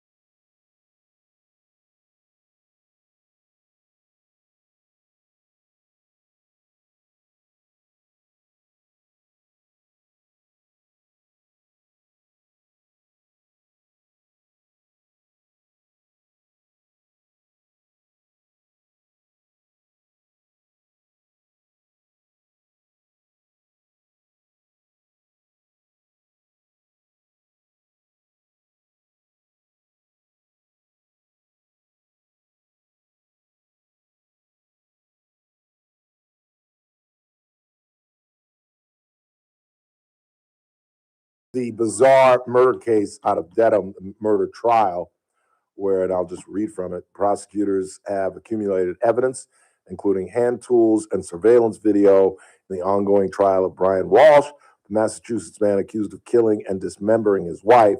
The case is scheduled to resume Tuesday morning with witnesses involved in analyzing the evidence. That's a horrible lead, because somewhere in the lead, you have to say, the man who claims he found his wife dead in their bed and then dismembered her out of alleged panic. You got to have that in the lead, because that's the story. It sounds like, he bopped her over the head and cut her up if you read that lead. But the story is, this guy, his defense is, I woke up, she was dead, I panicked, and I dismembered her and hit her body. And I'm telling you, and I should have asked Teresa this, obviously, our former federal magistrate judge, he could get off. A, there's no body. B, there's no cause of death. So how do you prosecute a guy when you can't tell the jury how he killed her? The Cohasset man is accused of killing and dismembering Anna Walsh, 39, around New Year's Day in 2023. Prosecutors allege that Brian Walsh disposed of his wife's remains in dumpsters around the area. She was also, what makes this sexy, she was having an ongoing affair. And much of this information I get from Lisa, our traffic staff, who, like me, loves murder trials. And what makes it sexy is he was about to dump her because she was having an affair with one of the witnesses who had to come forward and testify. And Lisa tells me that this affair was because apparently she worked in Washington. They lived in New York. And a lot of people commute because it's like flying to Vegas from LA. It's like a 45-minute flight. And Lisa tells me that the side dude and Anna Walsh went to Ireland together as part of their affair. See why I never got married? 50% of y'all gonna get divorced. Just saying. Lowe's representative Cade Reed walked jurors through the Danvers self-checkout video and a receipt that showed items including a hacksaw, hatchet, mop, buckets, cleaner, and rags, and a receipt for $463 in cash. Other videos showed purchases made at CVS and a Walgreens. This is so badly written because they haven't even gotten to. Earlier Monday, jurors heard about a $500,000 life insurance policy from Anna Walsh's boss and from two people involved in the analysis that identified blood clots among crime scene evidence. As jury selection was beginning 2 weeks ago, Brian Walsh, please stand by. This ought to be rich.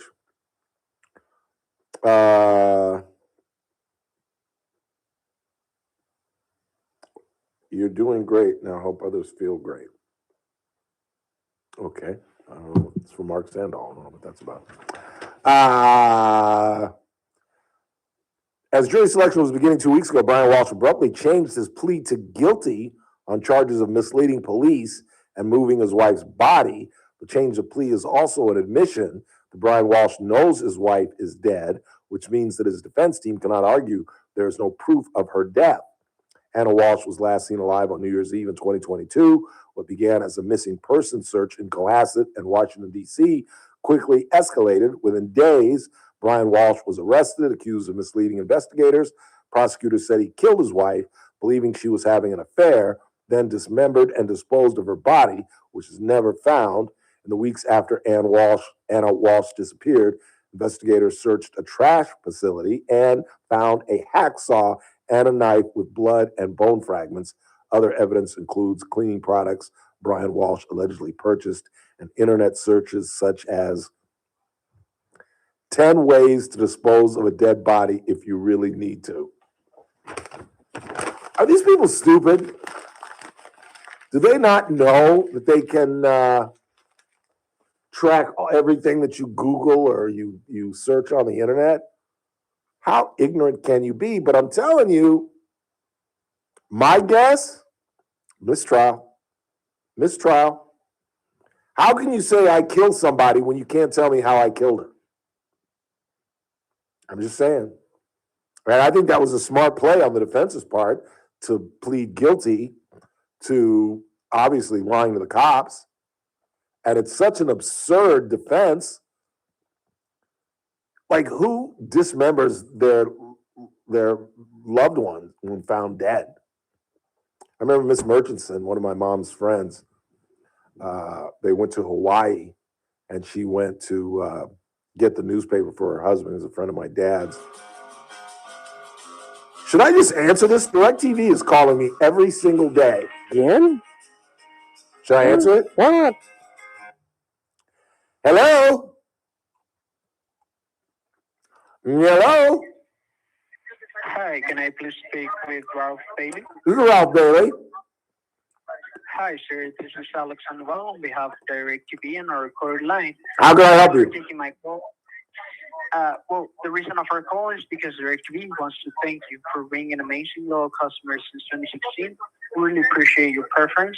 And for that reason, we're giving you full access to our best premium programming, that is Paramount Plus with Showtime. So enjoy the channels from 5:45 to 5:56 at $12.99 a month. No, thank you. I don't want to add to my bill. I understand, sir, and we really want you to take advantage of this promotion. And this is just part of the procedure that I have to follow. Well, I don't want to do anything. I don't want to do anything that adds to my bill. Yeah, no, I totally understand you, sir. That's why we're actually going to give you all of this content totally for free, so that you can try it out, see if you would actually enjoy the content for the next 2 months.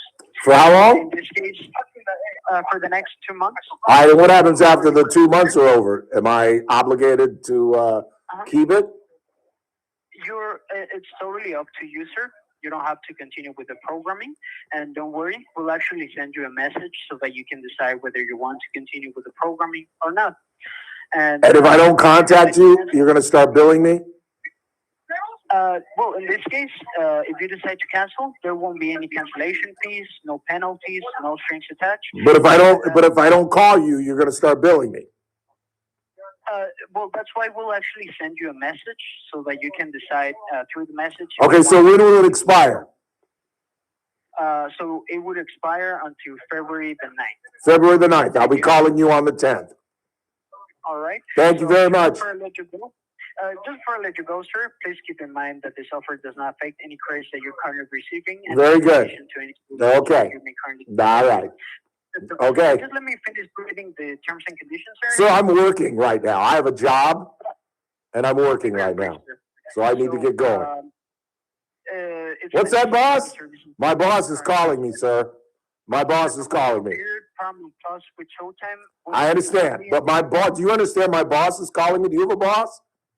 See, I have a boss. My general manager is calling me. I'll be very brief, sir. Wolf! So, Wolf! these charges will appear on your normal monthly. Okay, very good. Thank you. I don't mean to be rude, sir, but I'm about to hang up on you. Sir? Sir? Sir?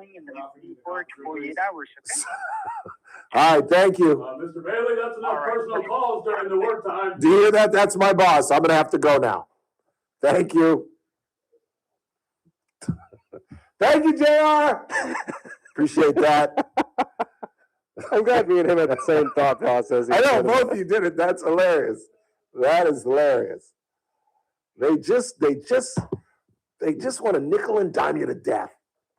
I'm already paying $192, and then it jumped back up to $225 because I added Paramount, and I'm about to get rid of Paramount because the only reason I got it was because of Landman, which is stupid. Although, and we haven't even talked about it, now that Paramount might be taking over Warner Brothers, might be smart to keep this. And experts are saying that they want Paramount to win this. Paramount has offered an all-cash $108 billion offer that surpasses Netflix's $83 billion deal with Warner Brothers that they thought was solid as a rock. But experts say that if Netflix gets a hold of Paramount, they believe that the theaters could close. Theaters could absolutely close because Netflix it'll be all Netflix. Movies will premiere on Netflix. And Paramount is still in the movie business. They still want you to go to theaters. Do you know, this broke my heart because I spent so much time as a young kid in Westwood. I went to school right up the street. I lived up 15, 20 minutes from Westwood. That was our hangout. We'd go to Mario's on dates. There was a Swenson's in Westwood. There was a great falafel place. And that's where we went and saw movies. We either went to the Marina or we went to Westwood to see movies. The Bruin and the Westwood Village Theaters. The Bruin is where I saw the premiere of Godfather 3. I took Shantae Cobb, our ghetto receptionist at Coast Media Newspapers. Is that by the college? It's in Westwood Village. Okay. I mean, I think my only reason I asked is because I think I either saw a movie there at one point a couple years ago or I passed by it and I was asking what it was. That's why I'm kind of curious. There are about 3 theaters in Westwood. Why am I so popular all of a sudden? Hello, you have a prescription ready for pickup. Thank you. Komodo Medical Pharmacy. But the Bruin and the Westwood Village Theater are out of business. Out of business. And the restaurants, this guy was doing like a video thing. Restaurants, Westwood is dying. I didn't think that was possible with UCLA so close. I didn't think that was possible. But Westwood is dying. I saw the Bruin there with Shantae Cobb. I couldn't get a date. And she heard me on the phone. And she said, I'll go with you. I was the godfather to her daughter. And I said, okay. I said, have you ever seen The Godfather? She was like, no, that's where I want to go. And we're about 15 minutes in. And she's like, just like this. This sucks. Let's get out of here. I'm like, Shantae, do you know who that is down there in the second row? That's Al Pacino. Like the stars. It was like the grand opening. And because I was in media somehow, we got invitations. And she's like, but this sucks. I'm like, well, just at least keep it down. And it really did suck. But as I've talked about, the more I see 3 the more I like it. I know that goes against all Godfather lovers because everybody thinks 1 was great, 2 was probably superior, and 3 sucked. And I used to believe that, but I think the Andy Garcia character is really good, and the scene in the ballroom where the helicopter comes and shoots, that's a great scene. And it's just a weird ending. The ending is the worst. And poor Francis Ford's daughter, what is her name? Alyssa Coppola. She became a director because she couldn't act. She absolutely couldn't act. And she has a death scene. Sophia, that's right. And she has a death scene at the end. And she's horrible. And I mean, she's going up against Al Pacino and Andy Garcia and Talia Shire, and she's just out of her realm. She really is. But the more I see Godfather 3, the more I like it. But yeah, the Bruin Theater is closed. And there used to be a little hamburger Hamlet right next to it. We used to hang out. Best French onion soup ever. And now I think all the hamburger Hamlets are closed. Pretty sure. Let's go and take a break. And when we come back, we will check the board. I've got some other miscellaneous news and notes to get to before we get to the top of the hour and talk with the finest baseball mind in Kern County. Former Los Angeles Dodger, the man who pitched a no-hitter in Major League Baseball, and the finest pitching instructor in Kern County. If you got a young son who wants to be a high school, collegiate, or maybe even make it to the show, call George Culver. He's going to join us at 5:05. The Dodgers made a big move today to improve the bullpen, and there are other rumors going around that focus on Teo Hernandez. We might be moving our right fielder. We'll see about that. We'll talk with George. And we'll get some more information on the man who was served 33 drinks aboard a Royal Caribbean cruise. How do you not die of alcohol poisoning? That's what I'm saying. 33 cocktails. That's literally like drinking a 1.75, a bottle with a handle on it. Because you figure what? 2 ounces a piece? That's damn near 70 ounces of booze. How many ounces are in a 1.75 bottle? Hey Siri, how many ounces are in a 1.75 liter of alcohol? 59. So he had a handle. He had a bottle with a handle on it, basically. And now I've got the hiccups. Quick timeout. We're coming right back. It's TLBS on a Tuesday, right here on News Talk 96.1 AM 1180 KRN. And we're streaming live at KernRadio.com. News Talk 96.1 and AM 1180 KERN. The JR Show, weekdays at 2 p.m. I'm tired of waking up and hearing another case of a DUI. We just had the Madison Williams case where she was found guilty. We have another trial going on where a 6-year-old was killed. Now again, I'm hearing an 8-year-old is dead because of an alleged DUI. Something needs to be done to fix this. Weekdays at 2 p.m. News Talk 96.1 and AM 1180 KERN. Attention, Medicare beneficiaries here in Kern County. If you are eligible for Medicare and looking for a doctor who listens and cares about you with minimal wait times and prompt referral authorizations, it's time you learned about QualCare IPA. QualCare IPA contracts with most Medicare Advantage health plans and provides you with access to a large network of outstanding doctors and quality hospitals right here in Kern County. Medicare Advantage health plans go beyond original Medicare benefits coverage, and understanding these coverage differences may be confusing. Call us today at 661-554-4544. Let us help you understand your healthcare options for 2025. Call today, 661-554-4544. That's 661-554-4544. Get the information you need and the coverage you deserve. For accommodations of persons with special needs at meetings, call 661-554-4544, TTY 711. King Door Company continues to set the standard in the garage door industry, and I'm here to tell you a few of the reasons why. First off, King Door carries Clopay garage panels and LiftMaster openers, so you're guaranteed quality and reliability well beyond the reach of most garage door companies, and it just gets better from there. King Door has a fleet of fully stocked service trucks with all the parts and tools to handle any job quickly and efficiently, and those trucks are manned by the most knowledgeable technicians anywhere. They have all the technical expertise imaginable and the most up-to-the-minute training available. In fact, King Door is so committed to training that they have the King Door Academy, a full-size, state-of-the-art classroom right on the premises with all the latest teaching aids, including working garage doors to simulate any installation, repair, or technique. Your garage door is a very important part of the safety, security, and look of your home, so don't trust it to anyone but King Door Company. Call them today at 397-2744, stop by the showroom at 7450 District Boulevard, or check them out online at kingdoor.com. King Door Company, your company with the pride of a lion.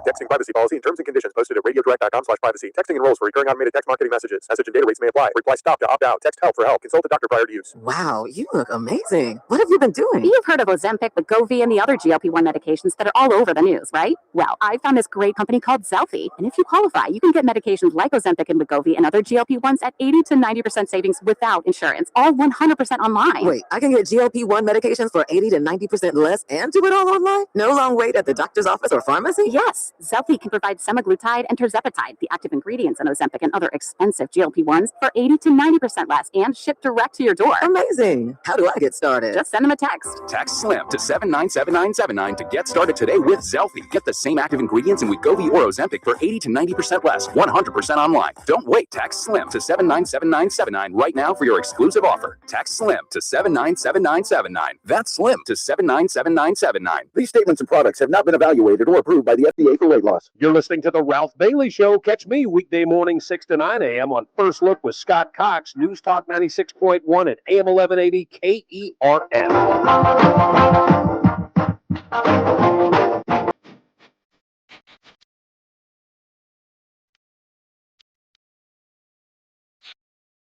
You know I'm sick when I don't even feel like singing. Don't even feel like it. Mary Marcus has chimed in and said it must be very cold in the studio since you're all bundled up. It's freezing in here. Yeah. It really is. Because we have an issue. Let me show you something. For those that see, this is why you guys should subscribe to Verizon. What is wrong with me? With YouTube. Because I'm about to show you something. Okay, watch this. Can you see? See that right down there? Can they hear me? Yeah, they can hear you. See the towels we have to put down? There are leaks in our windows. And so when it rains, there is a pool of water that collects in that corner. And when it's 49 degrees, there is a cool nor'easter that comes through that window. So it's like 66, 67 degrees in this mug. And for me, that's cold. I've done a pretty good job on my heating. I've been keeping it at 68, but now I'm like dressed like this in my apartment. I literally, for like the first 15 minutes that I get home, I stay in my jacket and my clothes until the heat kicks in. Because I turn the heat off at 2:15 or 2 o'clock or 2:30 whenever I leave the house. And I walk in and it's like 64 and I turn it on 68. It takes like 15 minutes to warm up and I'll sit and eat my dinner and watch Pardon the Interruption with my jacket on. And I even got my Garces, what do you call these things? What do you call these things, Chris? JR and I are wearing, beanies. I'm wearing my Garces beanie. Or toque, technically? Toque, is that what they're called? I mean, there are different names for each, but everyone just calls it a beanie. The key to staying warm is your head. Your head and your feet. Your head and your feet. You got to keep warm. Got to keep warm. What do you got on the board before we get Mr. Culver in here? Let's see. If a baker refused to make a Trump cake, would they be treated the same? That's a good question. Because you do know, and I've seen this on Reels, that people have been booted off planes for wearing Trump hats. Literally. See, I would go to jail because I would be like, you've got to be kidding me. You're going to kick me off of a plane because of the hat that I'm wearing? Now I can understand. I've seen people get kicked off planes because they have a T-shirt that says literally F George Bush or Joe Biden or Donald Trump. It's one thing if it's explicatives, but just to wear a pro-Trump hat just goes to show you where we are. It's crazy. What else you got? One more, and let's get George in here. There have been many cases of murder convictions without a body. Lacey Peterson, famously, the West Boys here locally.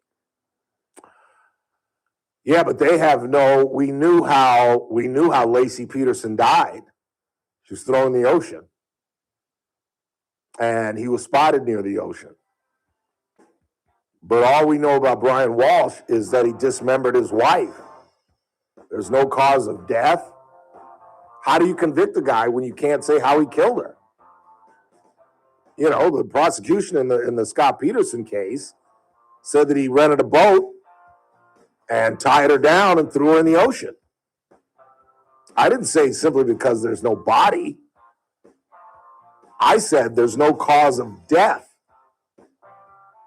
So how can you convict somebody? I don't know. Is that an attorney calling in? I don't know. Can you convict somebody if you can't tell the jury how he killed him? Quick timeout. George Culver, who once threw a no-hitter in Major League Baseball, is going to comment on the Dodgers' big signing. Don't go anywhere.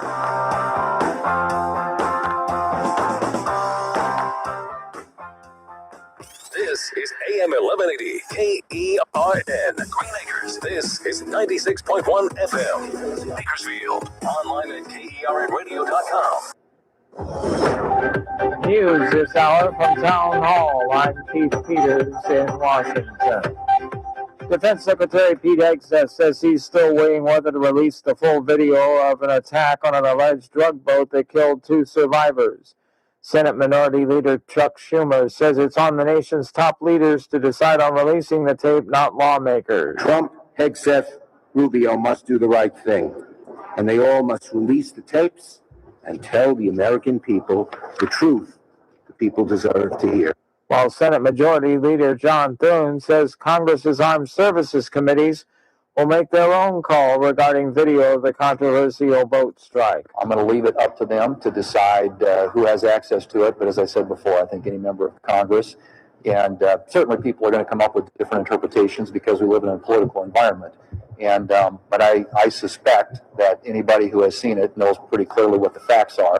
President Trump announced yesterday that he would allow NVIDIA to sell an advanced type of computer chip used in the development of artificial intelligence to approved customers in China. Donald Trump's argument is that by banning these chips from being sold to China, you're actually stifling innovation in the industry. You're cutting off a really quite lucrative market for NVIDIA and AMD and other American chip makers, and you're not allowing them to develop the really, really cutting-edge technology, and by extension, you're also then threatening American jobs. BBC correspondent Nick Marsh reporting.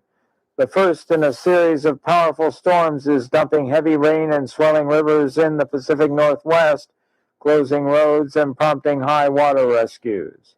On Wall Street, the Dow down by 179 points. More at townhall.com. Let's see, if something costs less, a lot less, but people are actually happier with it, that sounds like something to look into, and that's MetaShare. Maybe you've heard joining MetaShare can save you or your family up to $500 a month, and that's huge, but it's also true. People are just with it. They love being part of something that reflects and promotes their values and what they believe in. MetaShare works, too. It's been around for 30 years now, and members have shared more than $7 billion of each other's bills. People love having telehealth and a huge nationwide PPO network. So, yeah, really, you can save a ton. Like it better. Imagine being happy with how you're taking care of your health care, whether you're self-employed or part of the gig economy, or you just want a plan that you're happy with. Here you go. You can call right now and get a price within 2 minutes. A very, very smart use of 2 minutes. Here's the number you need. It's 833-34-BIBLE. That's 833-34-BIBLE. 833-34-BIBLE. From the KERN Newsroom, your live and local news update on News Talk 96.1 and AM 1180 KERN. Why the Planning Commission may be dissolved in Arvin. I'm Chris Davis. That has to do with the commission falling behind, making developments fall behind, and also many of the Planning Commission members not knowing their stuff about construction. And that is according to some of the commissioners. The Arvin City Council plans to meet today, and the possible dissolution of the commission is on their agenda. The duties would likely go to members of the City Council. The State Parole Board is just not convinced 73-year-old Arturo Huerta is rehabilitated and believe he's probably still a threat to people in Kern County and California, so they've made the decision not to let him out of prison. Huerta is doing 16 to life for the bloody killing of his landlady, Akemi Akoi, on April 17, 2011. He used a ball-peen hammer and a knife. When they asked Huerta to write about why he believes he should get out, what he wrote for the latest hearing was not convincing, says the Kern County DA, who pushed for him to stay in. In the Maya Hernandez trial, the prosecution argued in opening statements that Hernandez believed her looks were more important than the safety of her children when she left her 1-year-old child, Emilio, and siblings in a hot car in June. The attorney for the defense in opening statements says Hernandez will concede involuntary manslaughter and child endangerment, but he says she made a mistake and believed the air conditioner would keep them cool while she went inside for lip fillers, reports KGET. Today is day 2 of the trial. If you live in Delano, you should be aware of a DUI checkpoint that is scheduled for Friday. Police are telling you it will happen from 6 a.m. to 1 a.m., but they are keeping the location a surprise, so people who choose to drive drunk or on drugs won't be able to avoid the blue lights. I'm Chris Davis in the KERN Newsroom with news every half hour and when it breaks on FM 96.1 and AM 1180 KERN. What do you think? This is the Army where you shoot them a mile away? You got to get up close like this. Bing! You blow their brains all over your nice Ivy League suit. It's the Ralph Bailey Show on News Talk 96.1 and AM 1180 KERN. Now make sure you leave the house when you make the call. You understand me? You hear me? Call from an outside line. I mean it. Call in or text to 661-842-KERN. That's 661-842-5376. Listen live at KERNradio.com. Now, the host you've been waiting all day for. Live from the KERN studio, here's Ralph Bailey. Final hour of the broadcast on this Tuesday, 9th day of December. It's the Ralph Bailey Show on News Talk 96.1 and AM 1180 KERN, where we're streaming live at KERNradio.com. There's still lots to do. We'll continue to check the board. Feel free to text us. And I got some miscellaneous news and notes. I've got some facts about the man who was served 33 drinks aboard a Royal Caribbean. Coroner's office is calling it a homicide. They served this guy 33 cocktails. He quite obviously lost his mind and was banging on doors. He was trying to find his cabin and couldn't find it, so he was banging on people's doors. And much like anybody who absorbs 33 cocktails, he absolutely lost his mind. They said they had to use canisters of pepper spray. And then they shot him up with something. I'll read it when we get to it at the bottom of the hour. But again, they're declaring this a homicide. And I just got to believe his widow and family are going to own the seas when this thing hits a civil trial.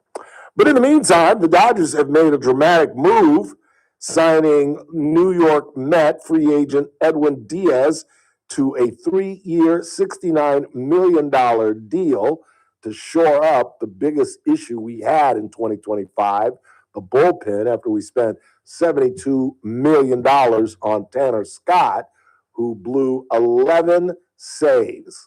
Now, obviously, everything worked out, but imagine if he just blows 6, which is still an issue. We have the best record in baseball, and we wouldn't have had to go through that 3-game best of 5 and blah, blah, blah, blah, blah. And joining us to give us his thoughts on that and other Dodger speculation, the finest baseball athlete in Kern County, the finest pitching instructor in Kern County, our good friend George Culver. How are you, George? Well, I'm like you. I'm freezing, buddy. I'm freezing. I mean, I've never seen weather this consistently cold for so long a time. I mean, I can't get out of the house to play golf. Yeah, I put the clubs away. I put them away because I can't. There's no much fun. There's no fun playing in this kind of weather. It really isn't. Highs in the 50s, which means, you try to get out in the morning. It's in the 40s. I know. The sun gets past about 52 or 53. Yeah. Anyway, we're big babies, I know. And it hurts. It breaks my heart because I was just beginning to get back into form after like a year of stinking it up. But I've told the story how I saw you at BCC and you came on the first tee with us. And I've never told you this, but I was nervous as all get out because George came up to me and goes, "You talk a good game on the radio, baby. Let's see it." And I'm like, God dang it. And I hit the best drive I hit all day on the first tee. And George was like, "Damn, look at Bailey." And I was like, "Wow, yeah, no." But that was impressive, very impressive. That was the best drive I hit all day, believe me. So what do you think of this Edwin Diaz deal? Well, my wife Rosie and I, we're with good friends down in Karen Jones, and we're having a party. We're so excited. We're having a party over this thing. Really? But, I mean, here's the deal. First of all, do not let him play in the World Baseball Classic. Keep him out of there. Remember the last time he played, he blew his knee out or something, and was out for the whole year. Remember that? No, I didn't know that. Yeah, the last time they had the World Baseball, he was pitching for whatever team it was. I can't remember. Anyway, he blew his knee out and was out for the entire year. So don't let him do that. Yeah. But he's the real deal. But so was Tanner Scott. Yeah, exactly. That's what I'm afraid of. And then they had the right-handed kid they signed for a lot of money last year. I can't think of his name off the top of my head, but he didn't do anything either. Yep. And so, relievers are just a toss with a coin. You just never know. If you get lucky and get one, and he pays for himself, you're really, really, really fortunate. And this guy's the real deal. I mean, he's been a great pitcher for a long time. The other thing I love about him is that he'll pitch more than one inning. Yeah. He's not that one inning guy. He'll pitch 2 innings if you need him. And the only thing that bothers me about him is that he is the worst in the world at holding runners on. You get on first base, you get on third base. You don't even try to throw to first base. Yeah. You don't try to throw to second. You just keep going. Go ahead, because I'm gonna get the hitter out. Right. And so that's the Dodgers are not very good at holding runners anyway. No, we really are. So even though they got a great catcher throwing, Will Smith, it's you give him a chance to throw guys out, but this guy's not. He's not going to change. I don't think so. But anyway, 69 million. 66, I believe. Yeah. Or no, I think you're right. No, I think you're right. Yeah, 69 for 3 years. Well, that's more than I made my whole career. Good thing I'm not playing this day and age, Ralph. I'd be that guy drinking 33 drinks you're talking about. I just can't imagine what these guys do with all that money. And the other thing is, the check's bounced, so the money is there somewhere. But anyway, well, I'm glad they at least taken a shot at it. And Evan Phillips is not going to be back unless he re-signs with the Dodgers. But is his contract? Phillips' contract is up. Yeah, he's a free agent, and he's coming off of injury, so I doubt they're going to re-sign him. He's coming off surgery, and so they've got some guys that ever get healthy, like Bruce Starr. He was Bruce Starr Gratterall. He's good when he's healthy. He's never healthy. Yeah. So it's hard to keep pitchers healthy this day and age for some reason. I don't know what the problem is, but they got all this data, spin rate and this and that and all this stuff, and all they do is go get Tommy John surgery. Yep. So I don't know. I like the Dodgers' chances again next year. The one thing I think, and you probably agree, the one thing we're missing is a left fielder. Absolutely. Absolutely. He's not a left fielder, and I see where Schwarber signed with the Phillies today again. Yes, he did. But he probably could play the outfield if you wanted to, but I don't even know who is available, that they can pay that kind of money for. So, well, they're talking about Tucker. They're talking about, there's rumors of Cody Bellinger, but I think he can get a whole lot more money away from the Dodgers. But maybe he'd be willing to take a little pay cut to come back to LA and get another ring. Well, I think they've seen that act before, and so I don't know if they put their faith in and put some money up on the line for him, and hopefully he's the answer. But they definitely need a left fielder. Kiki's a great player, but he's a great utility player. He's not an everyday player. No, not at all. Rojas is a great player, but he's not an everyday player. He's a great fill-in. Yep. So those guys are super on the bench, super in the clubhouse, but they need a legitimate left fielder somewhere. So I'm sure they're searching. There was a rumor going on that Mike Trout was available. Really? Yeah, that'd be a pretty good thing. But is Trout a really good investment because he's never healthy? Well, that's the other thing. But I mean, he's worth the gamble, I think. Yeah, the Angels are going nowhere. They're going nowhere. No. They got the worst farm system in the minor leagues. They got the worst scouts in the scouting system, and the general manager is not the owner doesn't get a whole lot of good stuff either said about him. So I love the Angels. I wish they had a team that could compete, but they don't ever act like they even care if they compete. No, they really don't. They really don't. What about these rumors that Teo Hernandez might be on the trading block? Well, I don't think that hurt anything.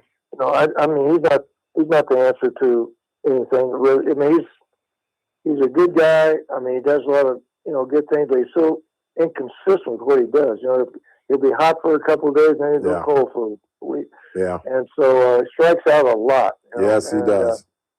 And he's kind of a liability in right field. Oh, definitely. As each year has gone by, he's getting a little worse and a little worse in the outfield. Yeah. So, I love the guy. I mean, I think he's great. He can turn on the bench. He's a lot of enthusiasm, but I think they could do better than him in right field for sure. You're right. Yeah, I agree. Talking with George Culver, a former Major League ball player who threw a no-hitter in Major League Baseball.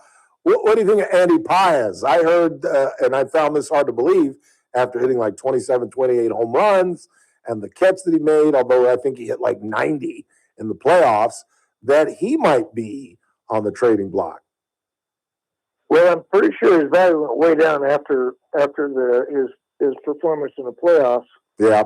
But again, they've got options for center field. He's not the only guy. They got but let's face it. I mean, he was a disaster in the playoffs. Yeah. Why? I don't know. Maybe he got tired or whatever. But Teoscar wasn't exactly a ball of fire either. Right. So I don't know. I think the Dodgers would be willing to trade him for, somebody equal or somebody could play center field. I'm sure none of these, him or Teoscar, either one are untouchable. Yeah. Neither one of them are untouchable. Yeah. So if somebody come up with the right deal, I'm sure the Dodgers would trade him.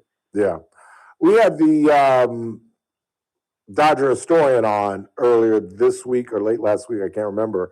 And he was saying that Dave Roberts doesn't care about manager of the year because I think it's a travesty that they gave it to the Milwaukee head coach. That's not true, is it? I mean, we've all got a little ego. We all want to be recognized for what we've done.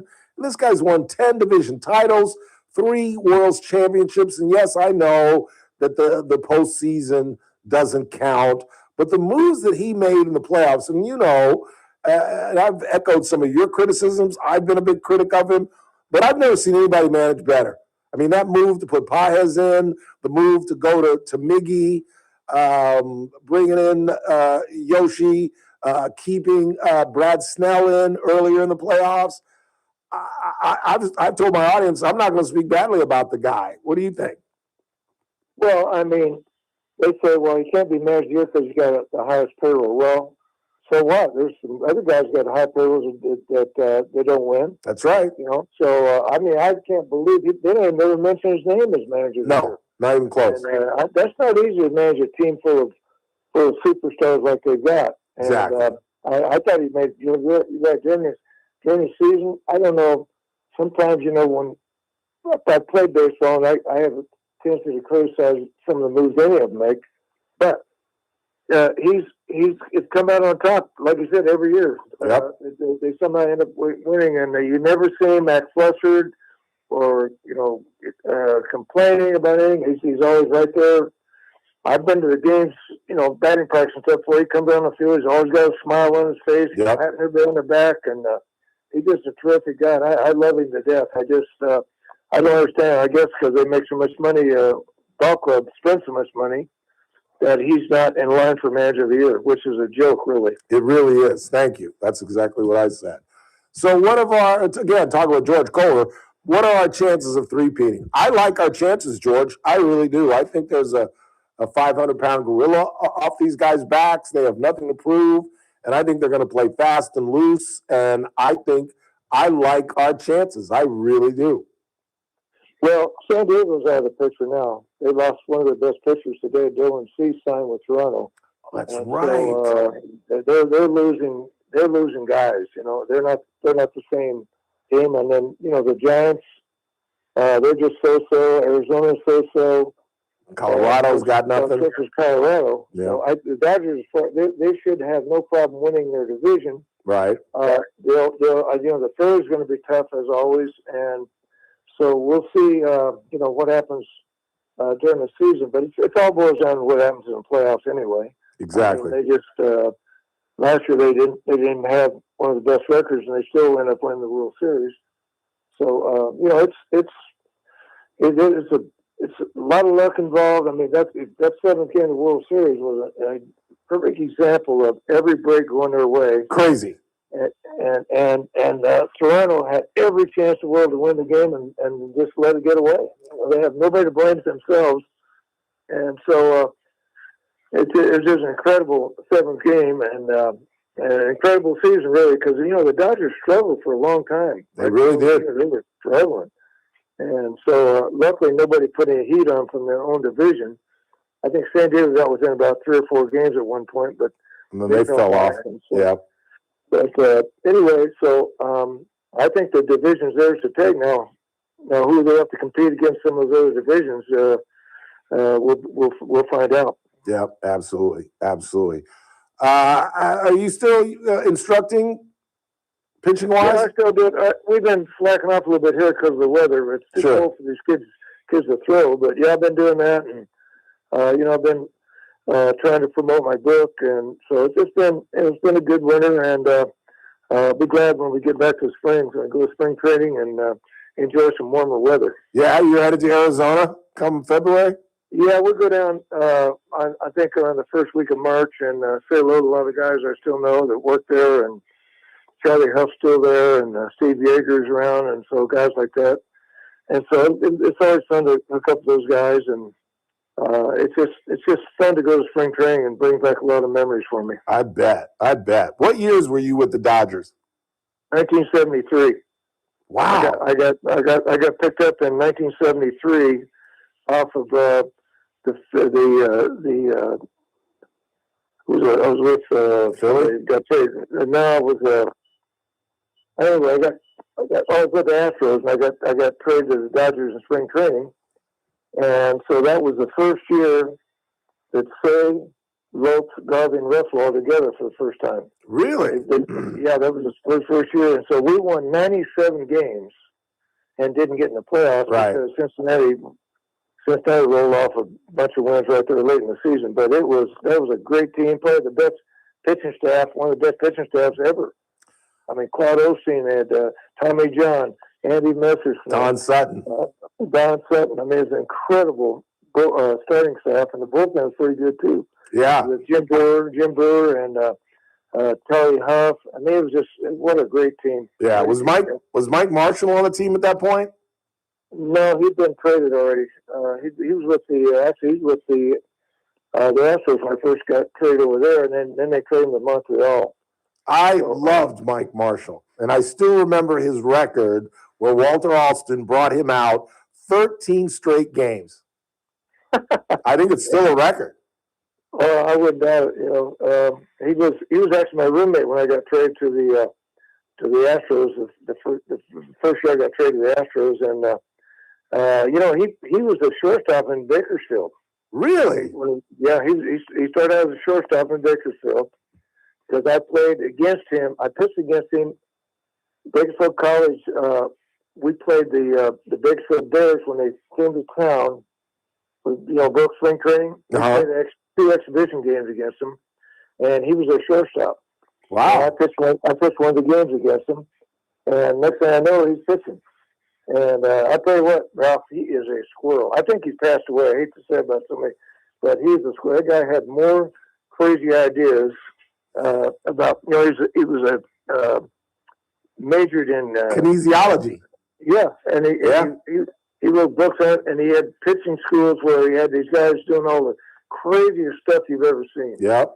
And he threw a screwball was his big pitch. Yeah, he threw a screwball. Yeah, and he never pitched the way he was teaching these guys to throw. We get guys in spring training that had been with him all winter. I said, "What the heck is that?" And he'd say, "Oh, I was with Mike Marshall." I said, "Oh, that explains it." He could hit. He's a great athlete. He was a great athlete. So that means I saw you pitch because I was 11 years old going to Dodger Stadium in '73.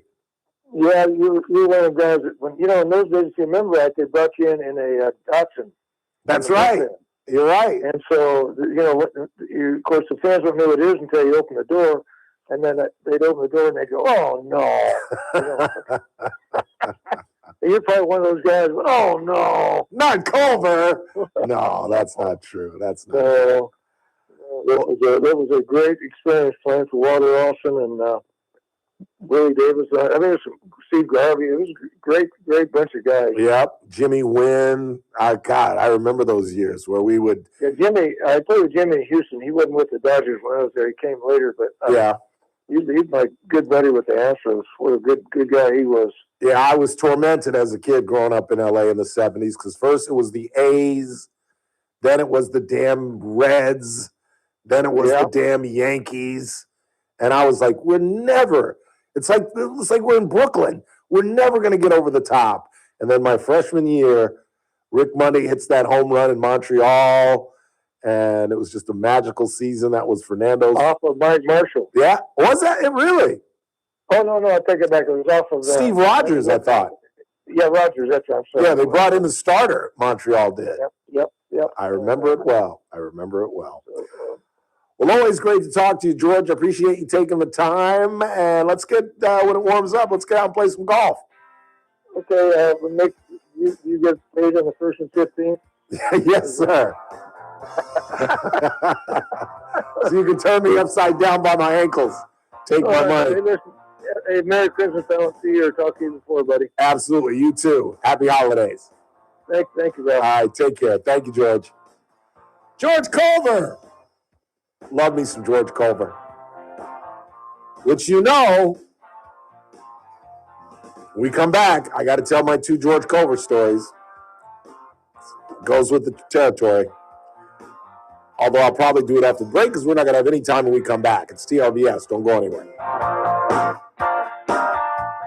News Talk 96.1 and AM 1180 KERN. Wednesday edition Clay Travis Buck Sexton Show. We will break down the absolute latest on the deadline for Maduro to potentially leave Venezuela, plus the ongoing battle over Supreme Court decisions as it pertains to what Trump can and cannot do, and all of the talk surrounding the end of the year and all of the goals of the beginning of next year. We'll break it down for you on Clay and Buck. Live 9 to noon. News Talk 96.1 and AM 1180 KERN. Look, folks, when it comes to IT support, not all companies are the same. Many make big promises, but very few have the depth of talent, advanced systems, and proven solutions that Grapevine MSP brings to the table. At Grapevine MSP, they don't just fix problems, they prevent them. Their fully managed IT services keep your systems running smoothly and securely 24/7. So when something happens at 2 o'clock in the morning, you're not going going to be stuck trying to reach your provider, Grapevine MSP's local team is already on it. With advanced network monitoring, they generally catch the issue before you even notice, and they're calling you to say that it's already been handled. Their dedicated cybersecurity team protects you daily from evolving threats, while their industry-leading backup and disaster recovery keep your business online even in a crisis. All this for one simple, transparent monthly rate. Call 661-377-2992 or visit grapevinemsp.com to schedule your free network evaluation today. Grapevine MSP Technology Services, the Valley's leading IT service provider. Hi, I'm Rick Sorsey, certified kitchen and bath designer and owner of Stockdale Kitchen and Bath. When it comes to remodeling your kitchen or bathroom, you deserve a process that's personal, precise, and as stress-free as possible. That's why I personally design every project with you using state-of-the-art three-dimensional software so you can see exactly what your new space will look like even before construction begins. No guesswork, no surprises, just a clear vision brought to life. And I believe in guiding you through every step of the process. I shop with you, cabinets, countertops, fixtures, so you get the perfect combination of style and function. We work with top quality American-made cabinet brands like Waypoint, Diamond, Medallion to ensure long-lasting beauty and craftsmanship. If you're ready to turn your vision into reality, let's design something amazing together. Call Stockdale Kitchen and Bath at 661-834-3333 or visit StockdaleKitchenandBath.com today. Stockdale Kitchen and Bath, beautiful cabinetry, smart design. I'm JR Flores. Catch my show, The JR Show, weekdays at 2 p.m. Now, back to the Ralph Bailey Show on News Talk 96.1 and AM 1180 KERN.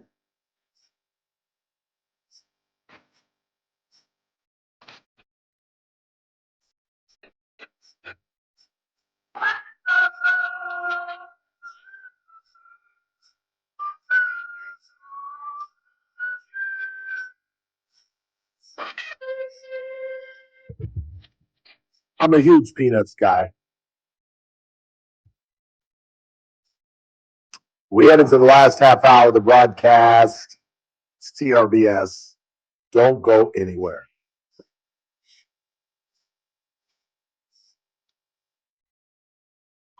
News Talk 96.1 and AM 1180 KERN.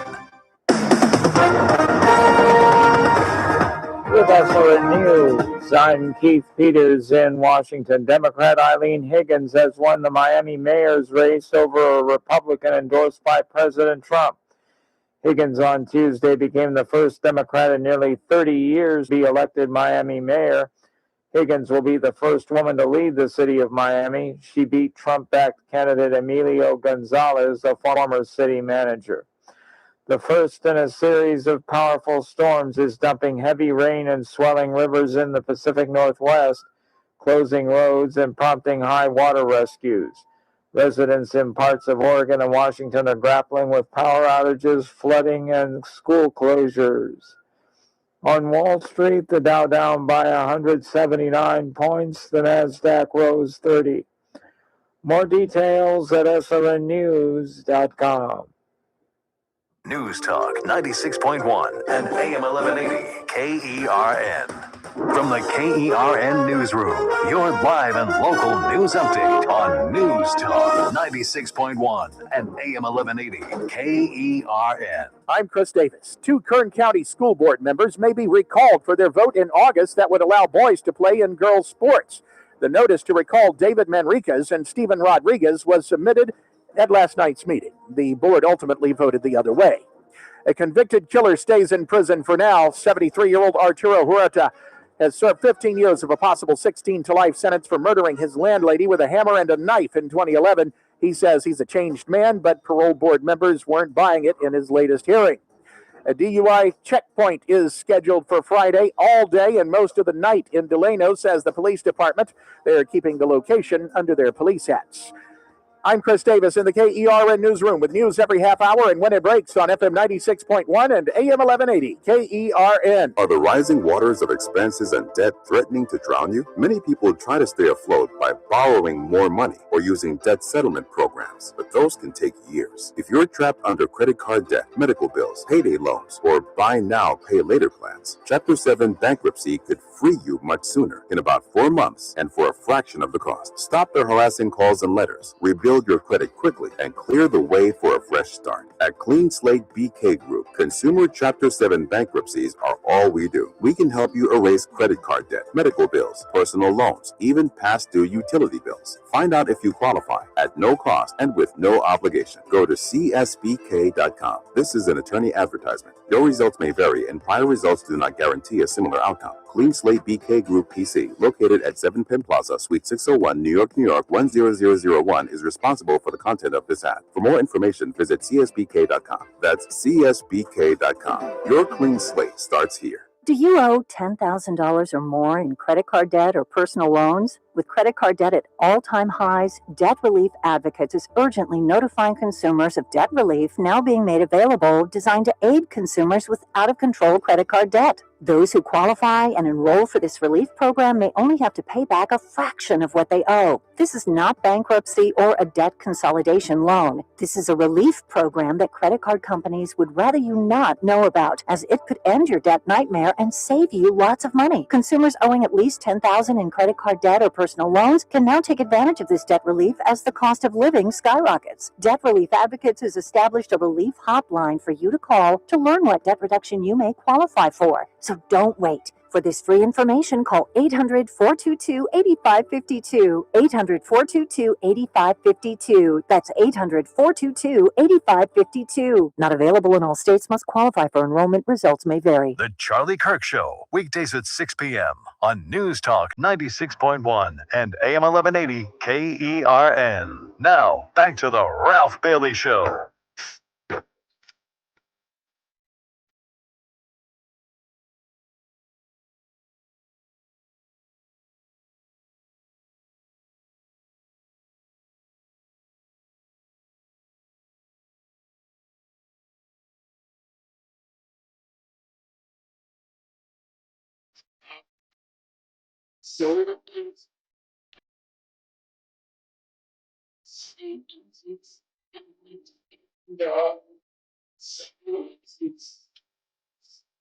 So here are my obligatory George Culver stories.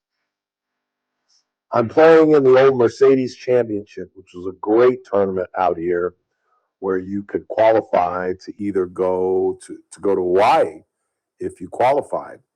And part of the story is, I don't think it was with George. I think it was another year.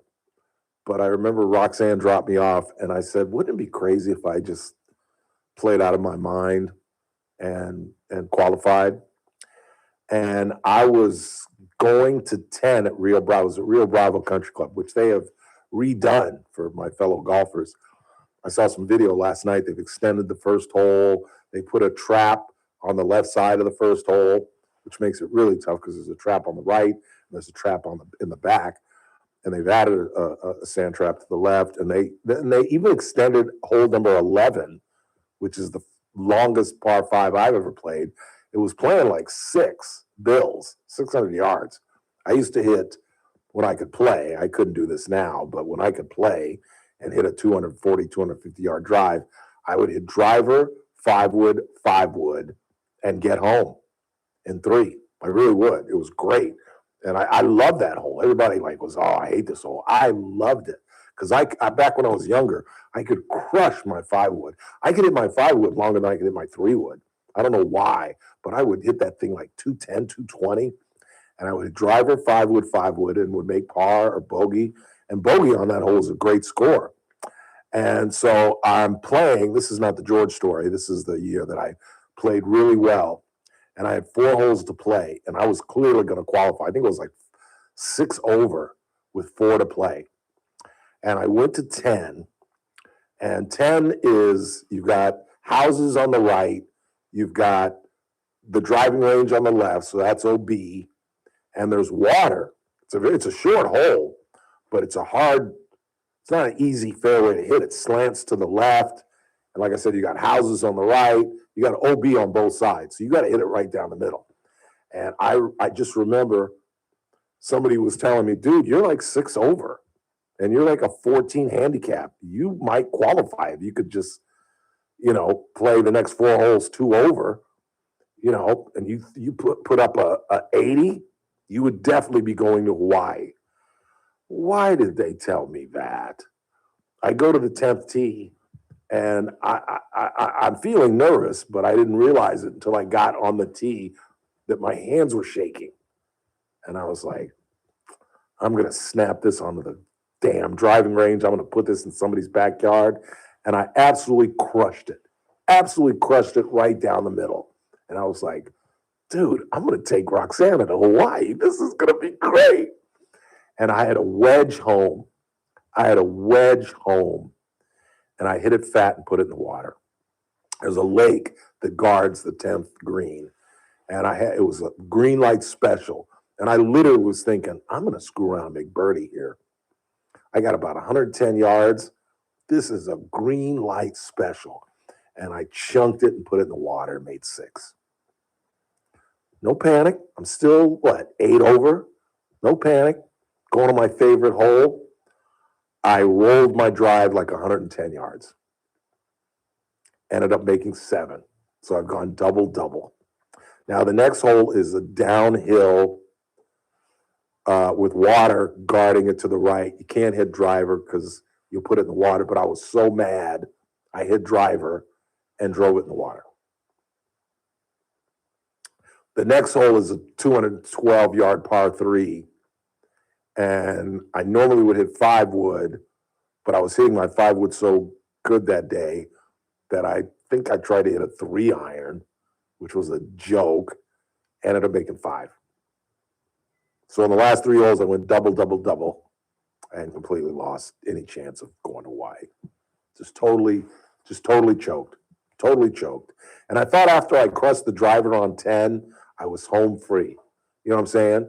Because all I have is a wedge, and I'm going to my favorite hole, number 11, and 12 is a short par 4 that I should have hit like a 3 iron or a 5 wood. And I, like an idiot, I tried to cut a driver because I used to fade the ball when I could hit it far.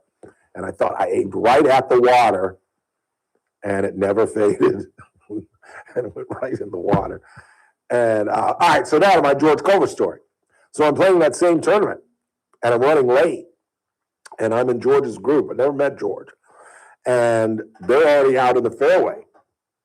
And so George waves. I'm like, hey, I'm in your group. I'm Ralph Bailey. And he's like, well, come on up. He's in the cart. And I'm like, well, get out of the middle of the fairway.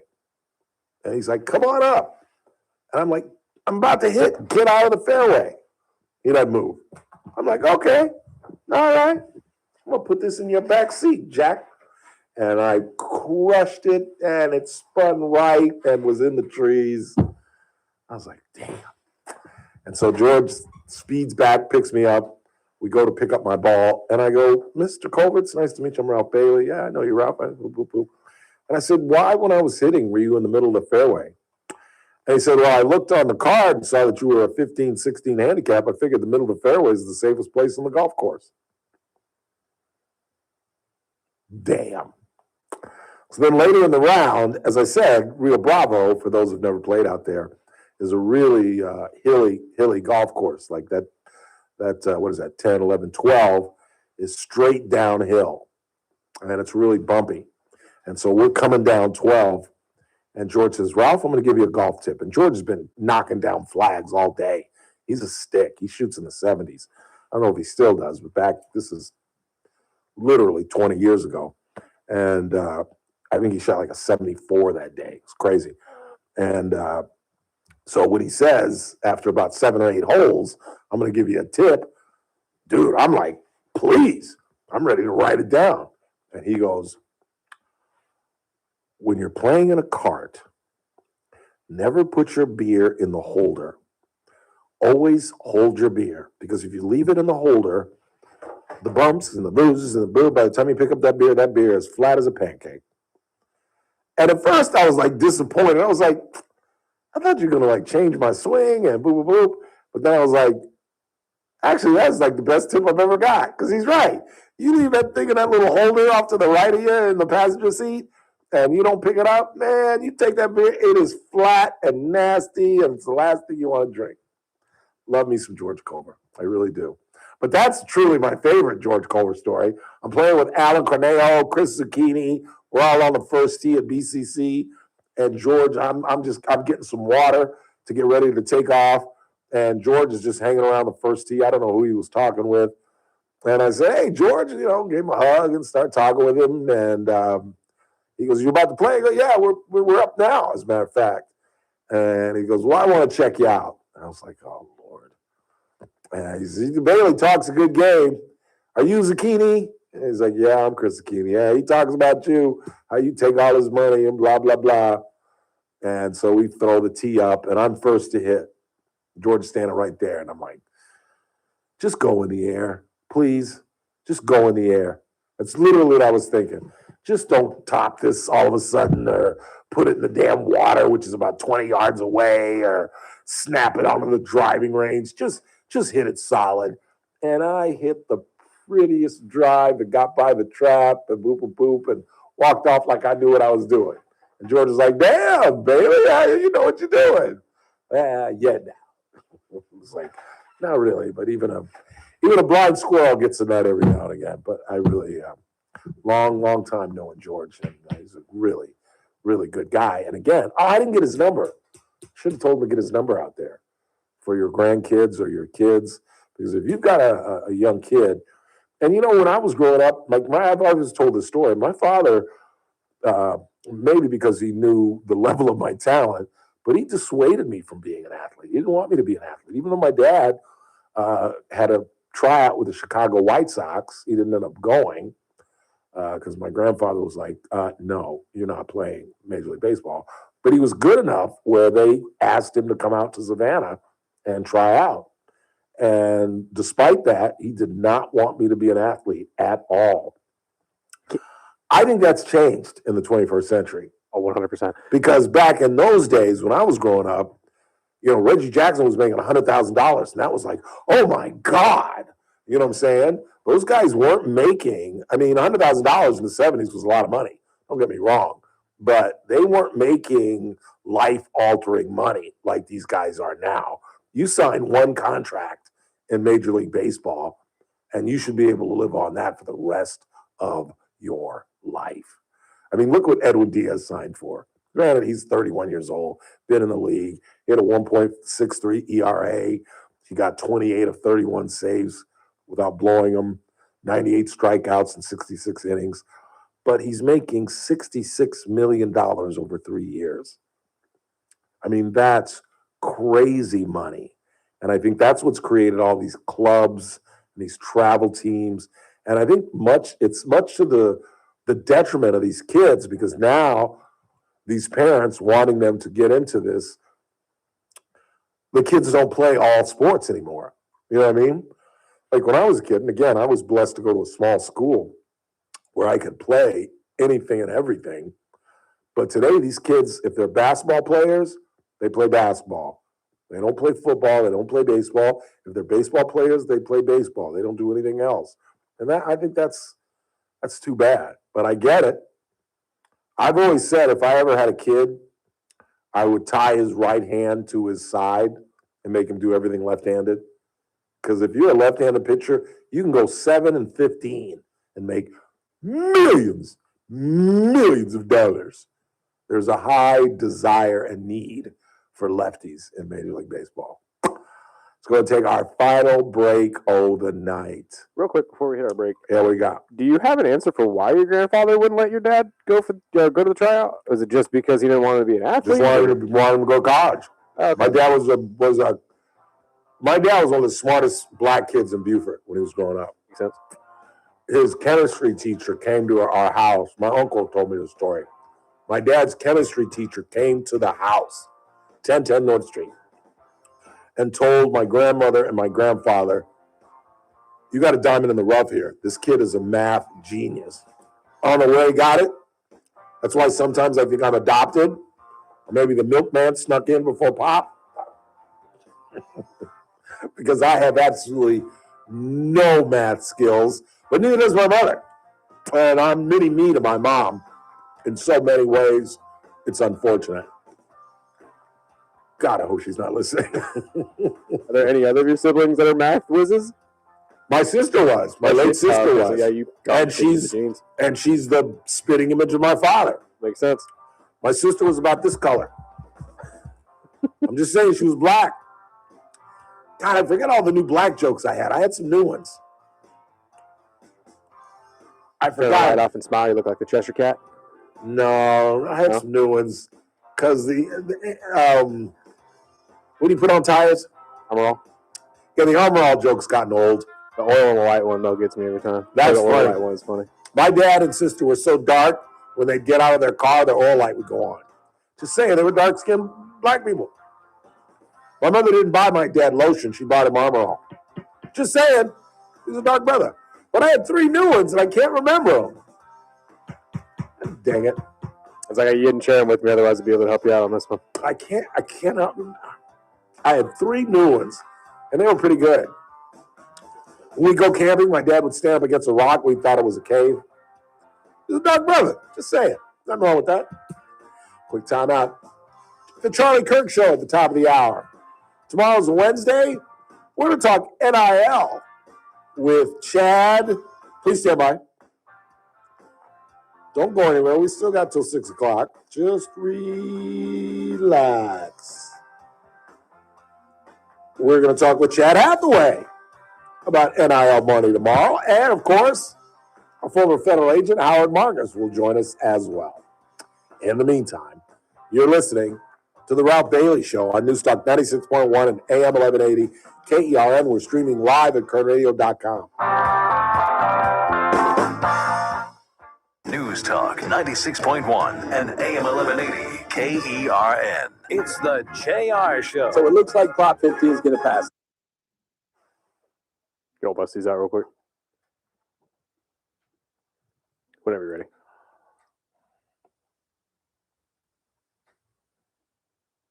Three, two. Best golf tip I ever got from George Culver. We're playing at Rio Bravo, which is extremely hilly. And George is just knocking down flags all day, so I'm ready to write down whatever he tells me. And he says, Ralph, when going down and up these hills, always grab your beer. Don't leave them in that little holder because they'll be flat as a pancake.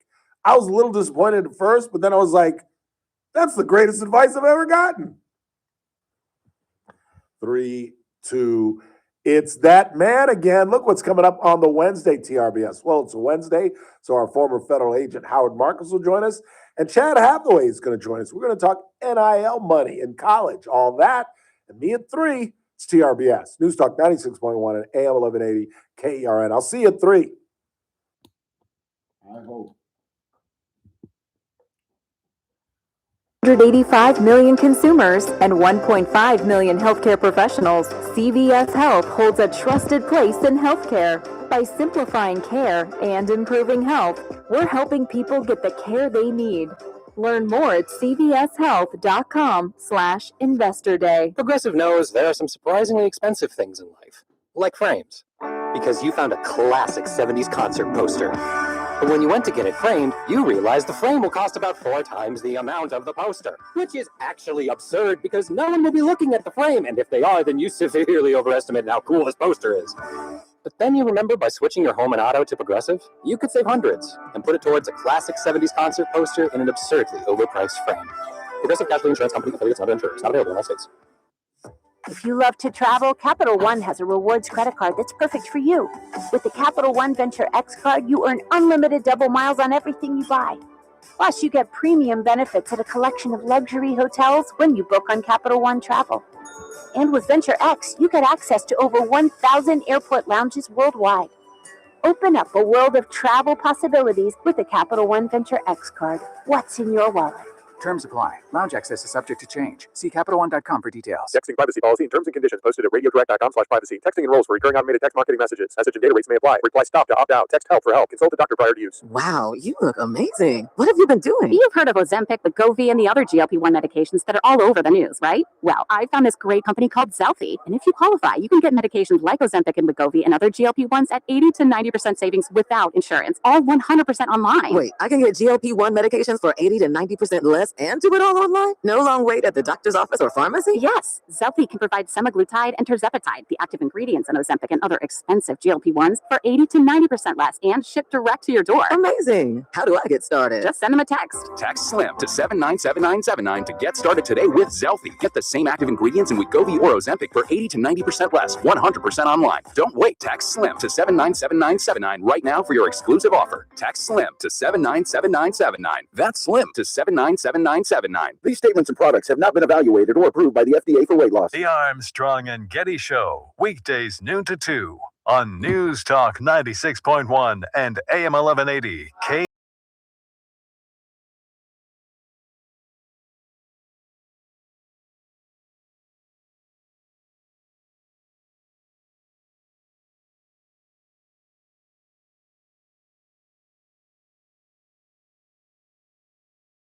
ERN. Anything left on the board?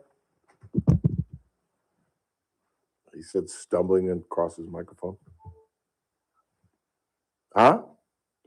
Sorry, that's my fault. I didn't have it on. Anything left on the board? I do, yes. This first one just says, Trump is not a protected class. You guys live these encrypted messages. I believe this is an answer from back when the person had asked if the baker had tried to bake a Trump cake and this went down the same way. Would this have gone down the same way? So I'm assuming this is just an add-on to that. Yeah, but what is Trump doesn't have anything to do with it. And actually, as a senior citizen, he is in a protected class. So you're wrong about that. What else you got? Ralph, did you go see Nuremberg? This really well done. It didn't show here in Bakersfield. I had the date night in Santa Clarita. And Beppo Italian is always great. Really? No, I have not seen it. I have not even seen the Spencer Tracy version. There's a 1950s version where Spencer Tracy plays the head of the judicial panel. If you don't know what we're talking about, Nuremberg were the trials that tried the Nazis for war crimes following World War II, where there was a great hunt for many of the Nazis that got away. And I think it was Eichmann was the last one who was found in the 1960s. A lot of them went to South America, and that's where they found, I believe it was Eichmann. Please stand by. Hey, Siri, show me Adolf Eichmann.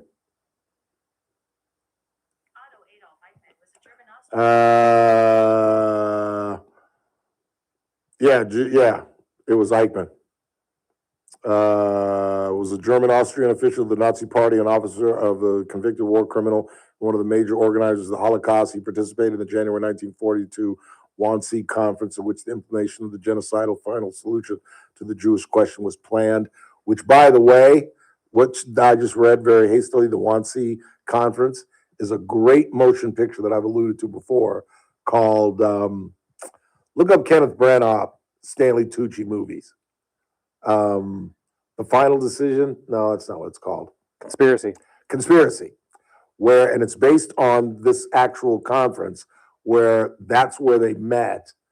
And Heydrich was the main general. And that's where they made the meeting to abolish the Jews. Abolish them. And the meeting begins where they start talking about how they started exterminating Jews by putting them in the back of trucks and rigging it so the exhaust would go back into the truck. And they would tell them to get naked, they were going to have to take a shower, and they would put them in these trucks and gas them to death. Well, that gave them the idea to create gas chambers, and then they started building this thing. And it's a creepy movie. Kenneth Branagh plays Heydrich, and Stanley Tucci plays Eichmann. And they finally found him in, I think, Argentina in the 1960s.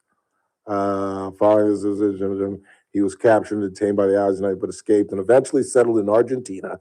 In May 1960, he was tracked down and apprehended by Israel's Mossad intelligence agency and put on trial before the Supreme Court of Israel.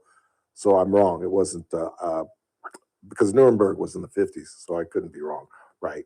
But he was the last Nazi found right when I was born, and he was hanged in Jerusalem in 1962. And he was a god-awful human being, just a god-awful human being. But you should check out that motion picture, Conspiracy, with Kenneth Branagh, Stanley Tucci. It's a really good film, and it shows you how they progressed and how some of the ministers weren't all in favor of it. But what are you going to do? You're going to buck Hitler? Really? It's a really good film. 2 more, and let's get out of here. Ralph, who was the one counting the 33 drinks? If it happened on international waters, there won't be a lawsuit depending on where all the drinks came from. Oh, no, they're going to be sued out of their Yahoo. Are you kidding me? Yeah, I don't think it works like that with international waters. I don't think that matter's worth a damn. They served this man almost 40 cocktails. Are you kidding me? And then use canisters of pepper spray. And then what did they shoot him up with? Started with an A. No, they started with an H. The H? Yeah, hang on a second. I've got it right before we leave. I'll tell you what they shot him up with. Oh, don't make me go through all this. A passenger who died on a Royal Caribbean cruise was doused with pepper spray and physically restrained by staff members after he was served 33 alcoholic drinks and became violent. A video from aboard the Royal Caribbean cruise ship Michael Virgil at times screaming, kicking the door shortly, blah, blah, blah. According to a lawsuit filed on cruise line, members of drinks before he died. And a memo, please stand by. The lawsuit says that Virgil, who was from Riverside, boarded the ship on December 13th. It was a long time in the bars. Virgil's son alleges that he was the son of his brother. Please stand by. The suit alleges that before the violent confrontation, the criminal had shown signs of intoxication. We got lost. Staff and the security tackled him.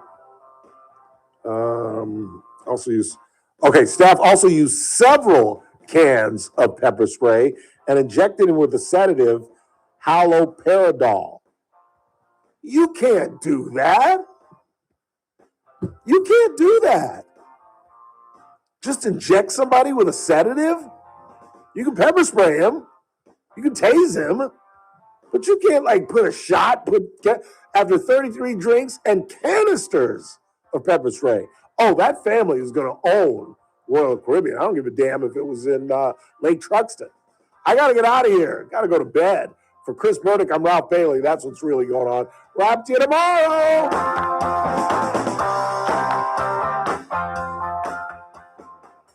This is AM 1180 KERN Green Acres. This is 96.1 FM Bakersfield. Online at KERNradio.com. News is Town Hall. I'm Keith Peters in Washington. President Trump was on the campaign trail this evening in Mount Pocono, Pennsylvania, telling a large crowd his economic accomplishments. Thank you very much, everybody. It's a great reception. You know, we're on to expose what happened recently when we took over. You know, it's 10 months, and already we have the largest investment ever made in the history of not our country, of any country anywhere in the world. Think of that. The president has consistently blamed his predecessor, Democrat Joe Biden, for inflation.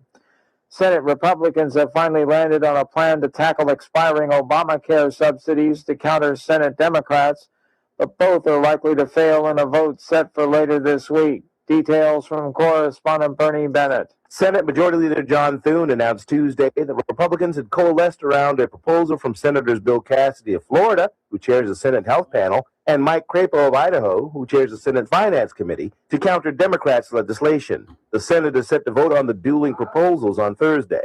Thune said Cassidy and Crapo's plan was given a thumbs up by the majority of Republicans during the conference's closed-door meeting Tuesday afternoon. Bernie Bennett in Washington. The first of a series of powerful storms is dumping heavy rain and swelling rivers in the Pacific Northwest, closing roads and prompting high